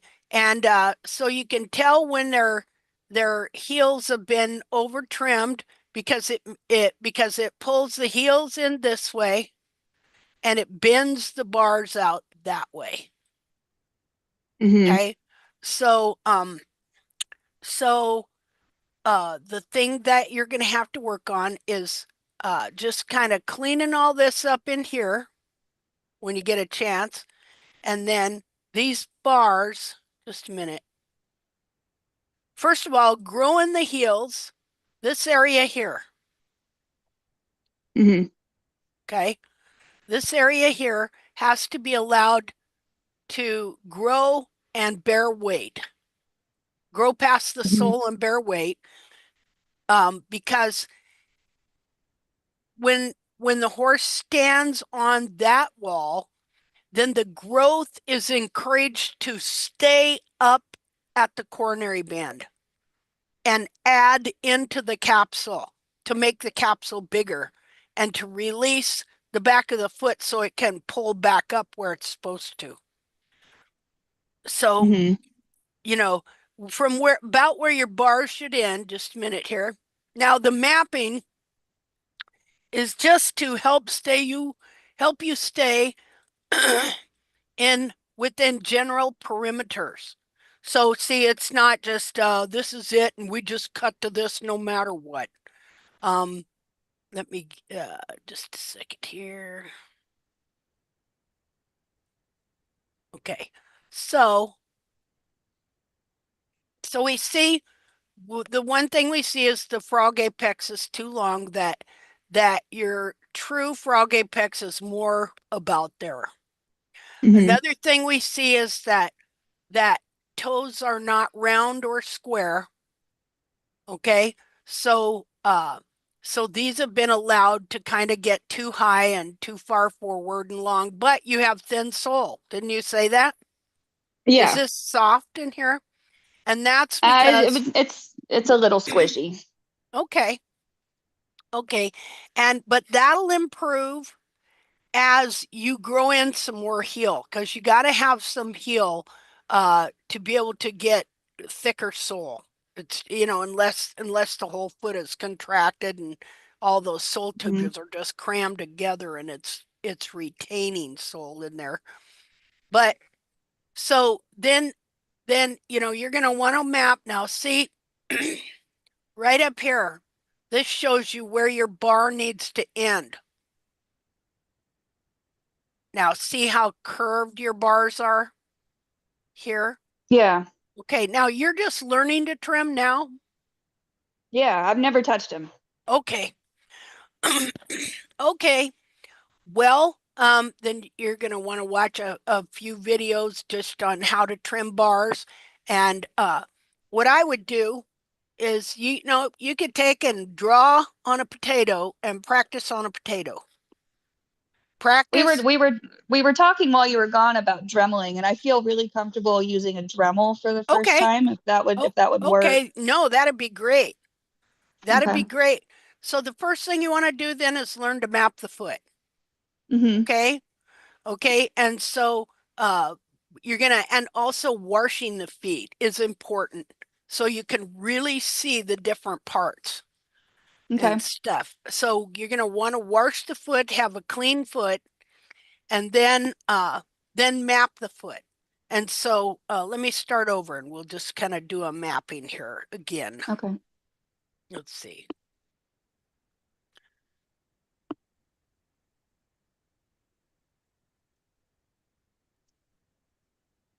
Okay, so when you map the foot, you're going to have a protractor and a little sewing gauge, because those work the best.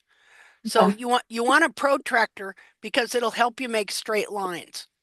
And Yeah. and so first, you're going to want to mark right here and at the center of the frog, and then you're going to bring draw a line straight down the frog. That way you can look and you can see each half of the foot, because ideally the feet are supposed to be symmetrical and same-sided. Now, yeah, they're going to be a little different, but ideally they were supposed to be pretty close to the same.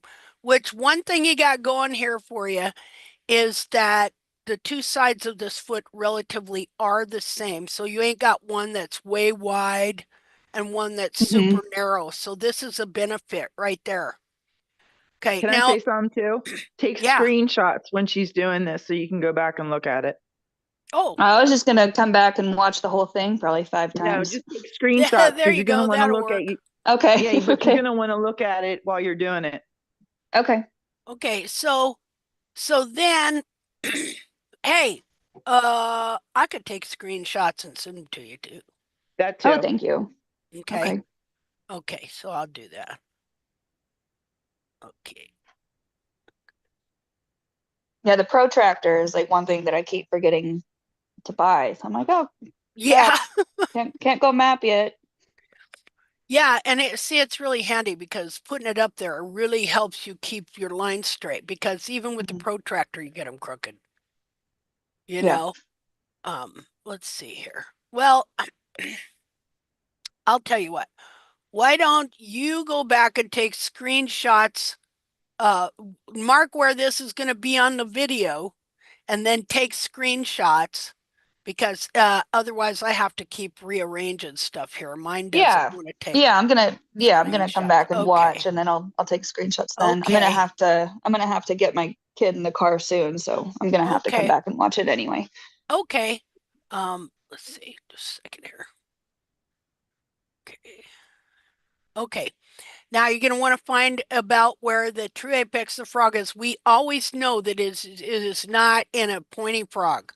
So you can go ahead and just come back at least that far. And so somewhere in between here is going to be your true apex. Linda, can you please mention what the true apex looks like? It's round and it goes into the sole, because this one is over the sole. She will know when she meets the true apex.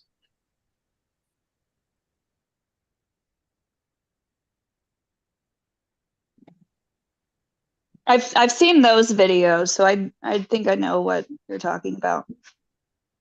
Okay, fine. Yeah, thank you. No. I've tried to watch as many videos as I can. Linda, are you muted? Yes, I was. It'll be round and not pointed. And it will blend in with the sole. Right. Without any dirt line or anything like that. Like it'll transition from the apex into the sole. And I can't hurt him by taking off that point with the Dremel. Okay. No. But you do need to learn to use a knife and stuff. I have some. Yeah. And so a knife is better to start with, because you just let me see if I can find a picture here. Because I know I have some pictures of how I did that. So just a second here.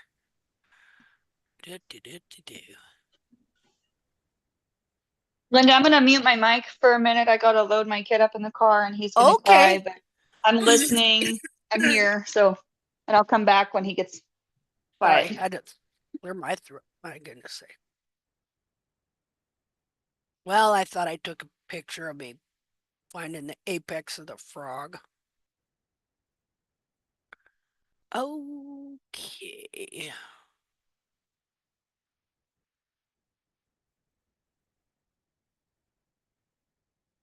I'm looking. I guess I didn't. I think this hoof is coming self-trimmed. You see the wall on the right side? That it's what? Self-trimmed. I was gonna mention that. Yeah. He actually got a micro rasp by this new guy that came out a couple days ago. And he said that all he was gonna do was balance the heels, and then he was going to just kind of round off his corners. And I was going to mention earlier that it looks like he's self-notching on those quarters. Yeah, it does. And I thought that was interesting. So I just had him kind of round those out a little bit so that he doesn't break anymore. Okay. Yeah, that's okay. Okay. But that was pretty much all he did. You just got to watch out when they tell you stuff like they're going to level out the heels. Okay. One of them was a little bit taller than the other one. Well, but see, here's what happens. The heel that gets trimmed out the most will look the tallest. Okay. Yeah. Can you explain that in layman's terms? Okay. So whenever you take these heels down, it pulls the bulbs down. Okay. And so if you take one heel down more than the other, it will pull that bulb down and it will kind of twist the whole foot. So that even though that heel is actually shorter, because it has bent that whole side of the foot down, when you look down at it, it will look higher. When in reality, it's been being trimmed shorter. And one of the reasons it gets trimmed shorter is because it looks higher. So should I just leave his heels alone as they grow? Yeah, for now, absolutely. Okay. Yeah, just pretend like they're not even there. But you can still trim the bars, but just not the heel. You got to let that, I marked where it should grow, Yeah. Just a minute here. Okay. Yeah, I remember. Okay, what is going on here? I am lost.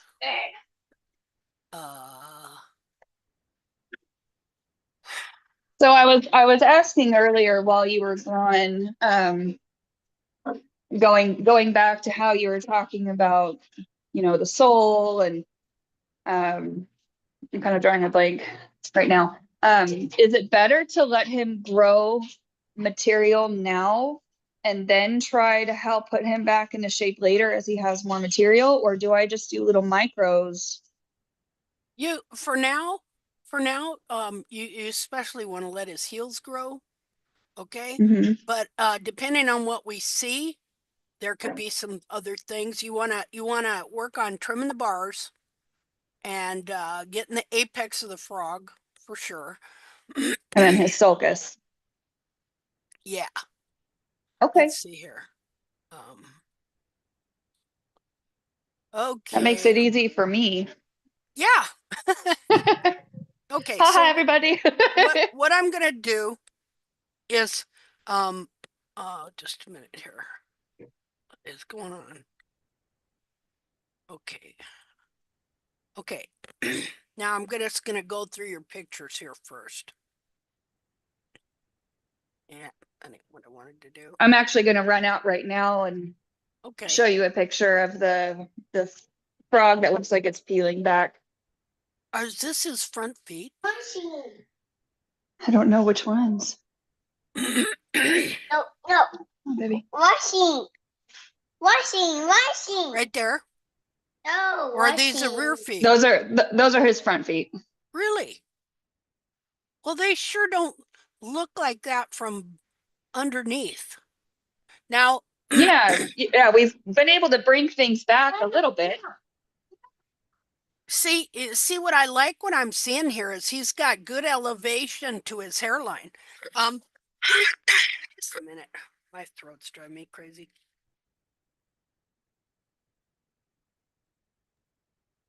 Linda, I'm going on mute again for a sec. Okay. So, now you can tell that he's foot-bound by the way his cartilages are. Because, just a minute here, his cartilages should be like this, at least.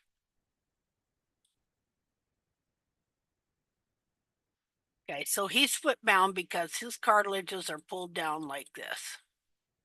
But from the bottom, it's surprising. He didn't look like he had this much false heel elevation, which is good. Okay. So what's happened to him is every time his heels have been trimmed, he's made false heels. And so his heels are going to be wrapped around and more wrapped around than pulled down. Okay, let me undo that.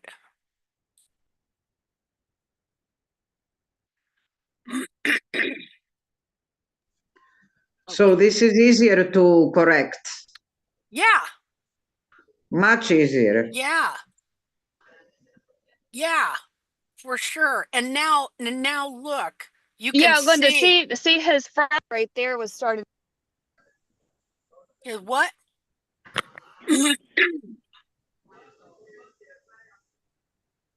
Yep, you can see his bulbs pulled down and his heels and his frog pulled and pushed under his foot there. And of course that pushes, things forward and kind of rounds out the toe. Yeah, yeah, look at how that heel is curled around. Mm-hmm.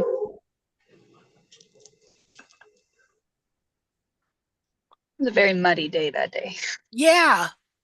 But this is good because it's softened everything up, and you can see, look at the periopal rope there. See what happens is when the heels are trimmed out and the whole frog is being pulled down, the periopal stitches on and holds the frog and the capsule to try and keep the capsule from coming off.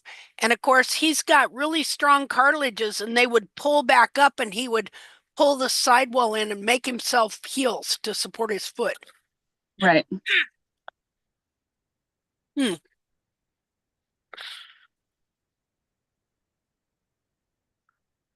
And I have all of those old photos from when I got him, if you'd like to show people where he came from, because you said that it looked like his whole capsule was trying to detach itself. Everything was so ran forward. Yeah. Yeah, he has made himself pretty good heels there, but now here you can see that his bulbs are pulled around and there's a crack here and there, and so they're hidden in there. Mm-hmm. And then the periopal is just grown over the frog to try and hold it together. Now, did that guy when was this? Did he do a micro trim on this foot? Yeah, he just came out to throw a shoe on my other horse really quick, and he just kind of did a micro rasp on his foot. Yeah, all he did was just round off the corners, and then he said that he was going to even out the bars. And I had my face probably an inch away from his face as he was working. Yeah. And I was like, okay, stop. Stop. Well, you can see that these heels are what we call ramped a bit. See, they round them off, because like he just kind of rounded a bevel, which is a bevel. See, and go ahead. All he did was just round off the quarters. He didn't touch the toe or anything. Did he touched the heels a bit though, right? A bit, yeah. It don't take much, Right. It don't take much. You can tell that he doesn't rasp heels flat and level. That see the way that heel is shaped there, how it goes down. Okay. Yeah. See, that's what they're all doing these days. Like beveling this heel. Well, what does that do? That makes the horse rock back. See? Right. Which then pushes the heel forward and stuff. But he didn't do very much, so you're lucky. Yeah, I kept asking him to. I was like, "Better stop! Better stop!" Better, yeah. You're like, stop. That's funny. Well, you can see got a little bit of a sole ridge there. Trying to have. It's going. We've got more concavity than I've ever seen, and good. He's finally sound. Linda, I did just message you a picture of that other foot that shows that that frog peeling back there. He was getting his massage. Aw. So he was pretty happy. He's a pretty boy. He's a pretty boy, but he's a big boy. Yeah. How big is he? He's 16.2, but wow. he's freight train. Wow. Well, Mm-hmm. hopefully we can give him freight train feet. Yeah.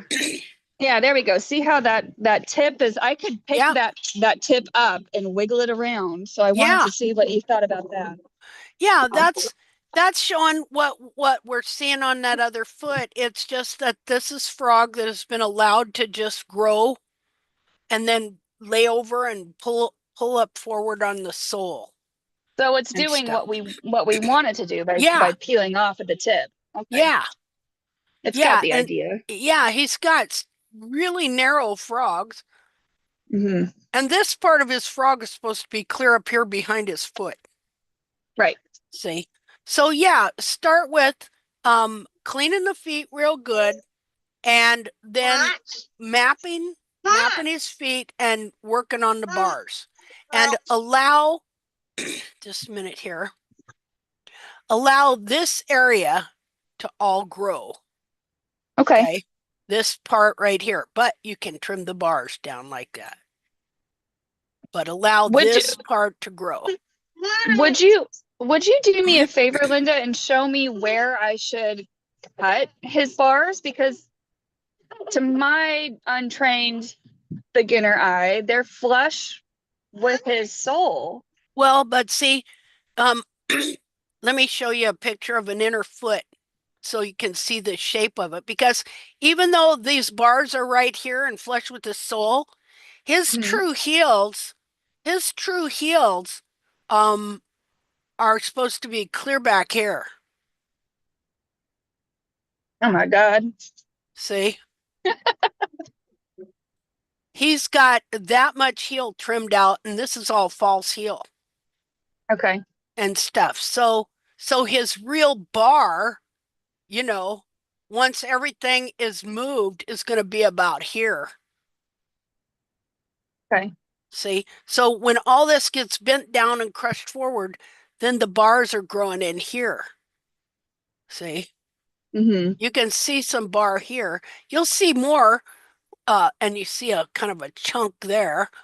It's because the bars are bent up into the foot, and then they're not growing the way they should or where they should be or anything like that.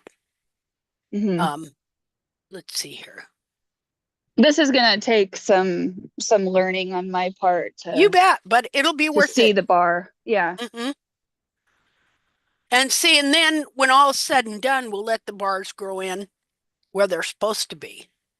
Because what they do is they support the shape of the heel is what they do. And they also help prevent the heels from going forward to a degree.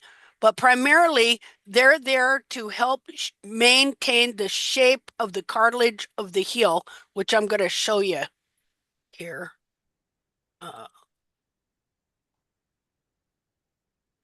Just a second.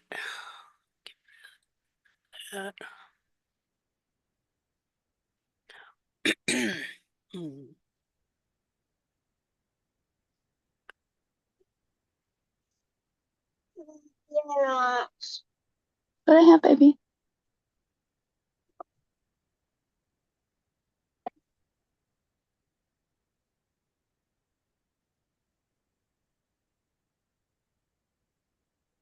Okay, new share. Thank you guys all so much, by the way, for bearing with me. And oh, hey, well, that's what we're here for. I mean, you guys, we're just all you doing guys what are we're on another, supposed to do. all you guys are on another level, and I'm like, can you show me my ABCs? No, We all no. started there. We all started at the bottom. Yeah. And every time you share it, you learn something more, or it, confirms it, or, things like that. Okay, so here is what my horse's foot used to look like. And I was talking about how he was hollow in the sole here till his more real heel came in. Yeah. Okay, but still, this is your basic kind of deal here. But this was a good inner foot.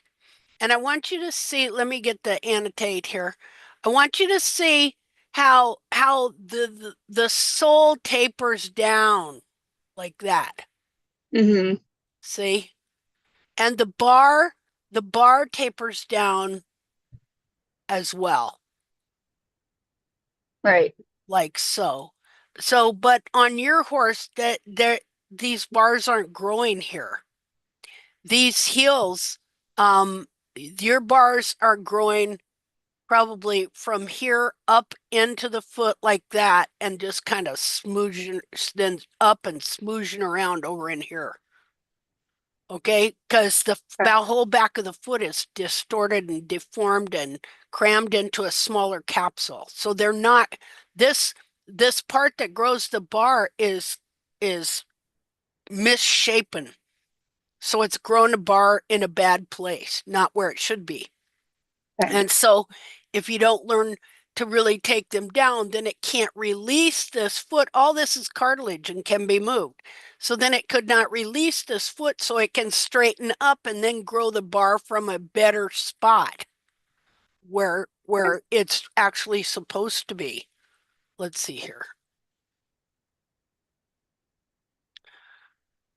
Okay, so anyway, this just shows you what the shape of the back of the foot is. But your foot is not shaped like that because the capsule has been reduced in size, and then the back of this foot has been crammed and bent into it.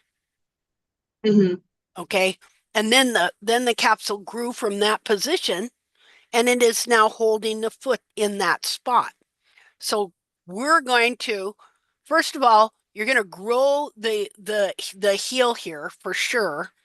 Okay, but you're going to remove bar as much as possible so that it at the same time it's growing in hoof capsule, it's going to be releasing this so it can expand back out as the heel grows and adds capsule wall and makes the capsules bigger.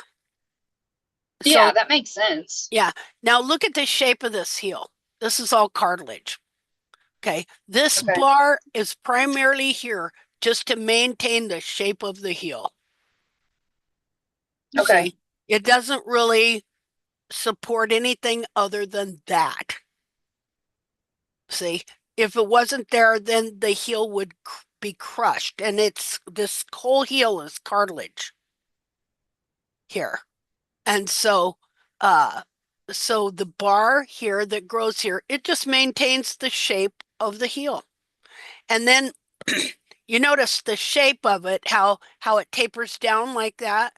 It's shaped that way so that when the horse steps down, it's got this slight push out so that the heels don't contract.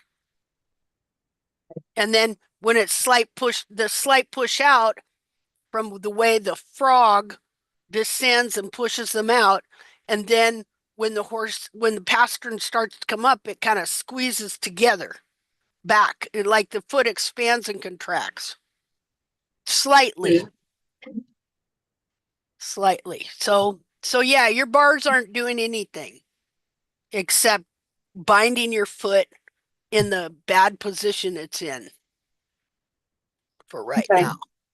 And even, you know, they're not even maintaining the shape because they're pushed out of well, this cartilage is pushed into a bad shape, and so, you know, so you're not going to hurt nothing by taking whatever you can.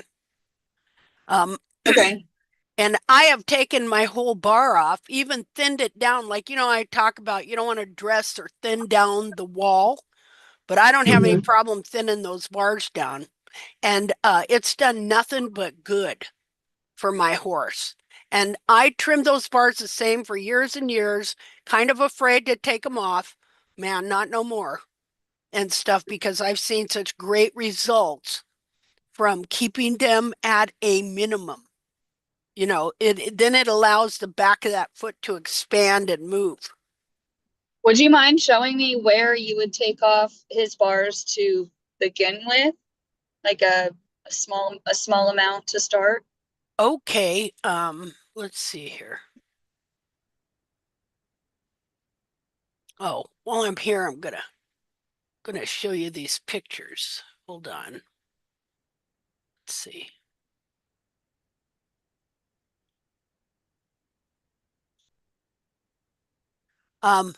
Because okay, you see the bars on here? Yeah. How far back they are?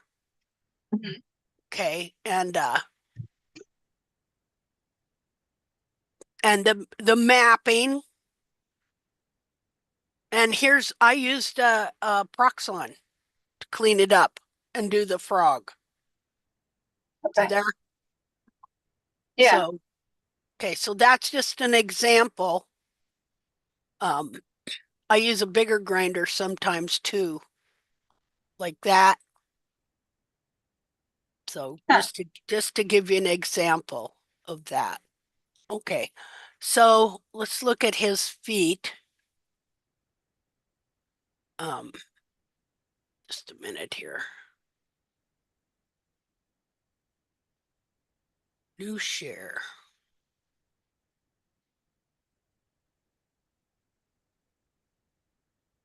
Okay, see, it's kind of hard to tell you on these because your feet aren't very clean. Okay, Yeah. but you can kind of see the bar. Just a minute here and I'll draw it. Because honestly, all I see are dips in his feet, and that's kind of that's kind of all my brain wants to recognize. Yeah. Okay, so if you had this real clean, you'd probably see a bar that went somewhat like that. Okay. So you can kind of see a bar wall here. And that would be the white line of the bar. Yeah, or just the boundary of the bar. I'm just using yellow. Okay, and over on this one, you can see this stuff goes like this. Well, maybe up here, like so. They're just kind of all over the place here. So what you want to do is you want to map it like so. Okay, and then you see, you really need, maybe the hook, maybe you should probably learn to use a knife better too, because then you can just take little teeny bits and just follow the wall, follow where it leads. But you're ultimately going to try and trim this straight. You'll come through here, and then you're going to want to make it look kind of like that. And you'll see that you lift it off the sole. Remember, this part here goes like that, right? So you're just following that shape down up against the sole that's here, if that makes sense. Kind of. I'm trying. Yeah, you'll do better if you wash the feet. Okay. Okay. Then you'll be able to kind of see the bar, how it's grown. Now, ideally, it should be like this. Okay.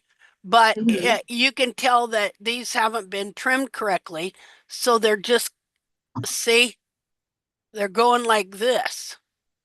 Gross. See, because who is trimming your horse?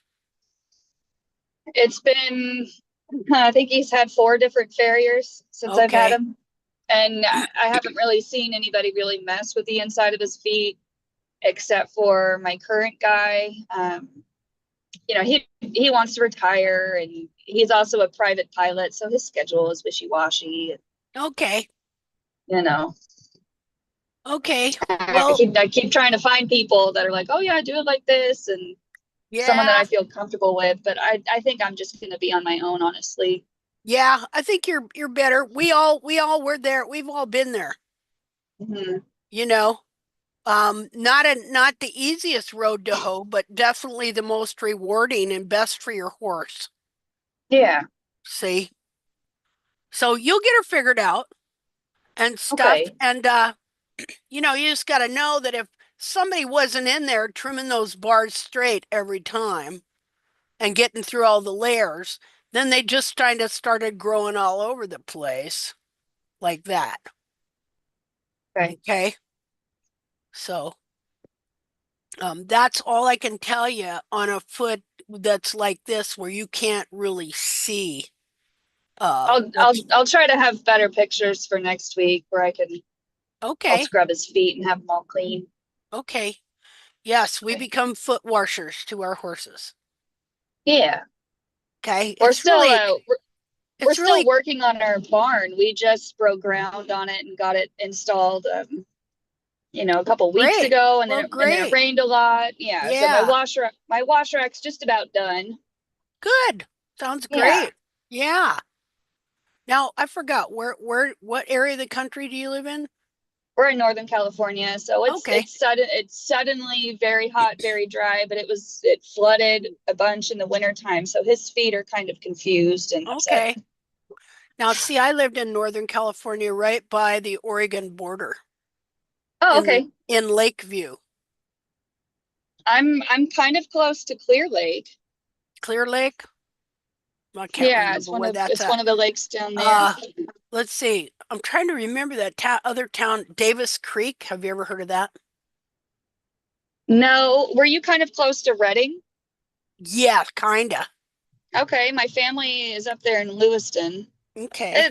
It's about the same. Right now we're in the valley, the Cache Creek Valley. So we're about 45 minutes from UC Davis. Oh, okay. And yeah. we managed the ranch in Merced. Oh, okay.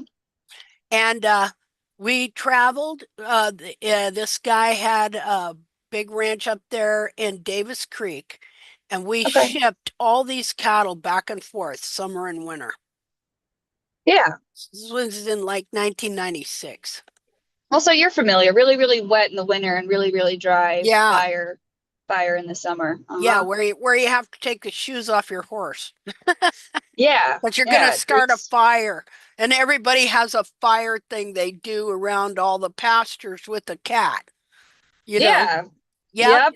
That guy that started the car fire that we had here a couple of years ago, it ironically was from his car. Oh, just really? Off of the side of the highway. And oh, we had this really big fire here in the valley a couple of years ago. Wow. Just some guy weed whacking in the middle of summer. Yeah. Yeah. Set it off. See, we would go to Merced in the winter and to Davis Creek in the summer. And I remember the first time we went I had never been down there, to Merced, and it was like, how can anything grow here? It was like nothing, you know. And then as soon as the rain hit, I mean, you spit a watermelon seed out. Oof, there it is, you know. Yeah. And stuff. You have grass growing in the windshield wiper. You know, and you know that all of that is going to catch on fire in a couple months. Yeah. You know, but it amazed me how stuff would grow, because I'd never been in a place like that. You know, we had like a pomegranate bush and a fig tree and a lemon tree. We got those. Yeah, all that kind of stuff. And it was right. If you were sitting there and you ate watermelon, you spit the seeds out, you're going to have watermelon next year. The hard thing is star thistle wants to take over everything. Oh, it's incredibly God, I hate that stuff. And it's so bad for the horses. So you'll see me out there pushing it, you know, before it's fire season. You know, I have to scalp the ground. Yep. Because you can catch them right before they go to seed, but you have to wait until after they flower. And ooh, you know, you're cutting it close to fire season. They're like, what is that girl out there doing on her riding mower? Mowing dirt. And I'm like, don't look at me. Just star thistle. That's the nastiest thing I ever did see. Yeah, and it's toxic to horses. It'll give them that neurological disorder. Yeah, really nasty. Yep. Well, it was a beautiful place, San Joaquin Valley. Yeah. You know. Yeah. Just wreaks havoc on their feet, you know, because Moo was really happy in the wintertime. And then now that it's drying up, I'm like, are you ouchie? And he's like, I don't know yet. I don't know yet. Yeah. We're going to see. Hold on. Well, hopefully, we can, and you can give this horse really good feet and stuff. You just got lots to learn, and just then putting hand, what puts in your head into your hand, that's another thing, but he's gotten a lot better, so that makes me happy. And then we were talking about hoof boots that should fit his bulbs that are back into oblivion. So we're going to try the Renegades. He's sound as a clam in his little cavallos, but they bruise him after too long. So I can see why. You know, his hoof capsule's small, but he's got these bulbs sticking out the back that are pretty big, you know. So hopefully we'll make his hoof capsule bigger to slip in, so his bulbs will slip into his capsule. Yeah. Well, thank you, Linda. Okay, well, you're welcome. Thanks for sharing. Yeah. Everybody, see, now you're an independent researcher doing a case study, a trial. See, that's what we all are. This is trials. This is scientific trials that we're doing. First of all, can a horse owner learn to trim online? and can they actually, is this real, what we're talking about, you know, this anatomy? Are we really, really, really finding answers? The answer is I yes think to we both are. things. Yes, we are, and stuff. So I'm sorry some people don't like that. Boy, they don't like it when you say this is right and that is wrong. They don't like that. I hate when people make fun of independent learners, because you're taking information from a whole bunch of different sources, and then you're putting your hands on. You're not just taking one course and calling yourself educated. Yeah, that's right. I'm a Facebook learner. Hey, nothing wrong with that. You know. Well, okay, folks. I think we're going to end this now, unless somebody else has something they want to talk about. I realize it's early. What'd you say? I said it's going to be a record for a short hoof chat. Yeah, no kidding. No kidding. But I'm tired, so I need to go do something else. I think you did a really good job, and that was a lot. Lots of good information. Well, thank you. Thank you. How's your bronchitis, Linda? Oh, much better. Oh, good. I still got kind of a thing. I got to cough up on occasion, but yeah, way better. You sounded a lot better this week. Oh yeah, thank you. And stuff. Yep, I'm doing good, feel good, but it is so beautiful out right now. I just got to get outside. Go on, go for it. Thanks, Linda. Thank you, everyone. Thank you, Linda. Thank you, everybody. Hey, thank you. Love y'all. Take care. Have a great week. Thank you. You too. Let's see here now. Bye. Hi. Bye, guys. Bye. Let's see. And I'm trying to figure out how to get out of here. Okay, stop share.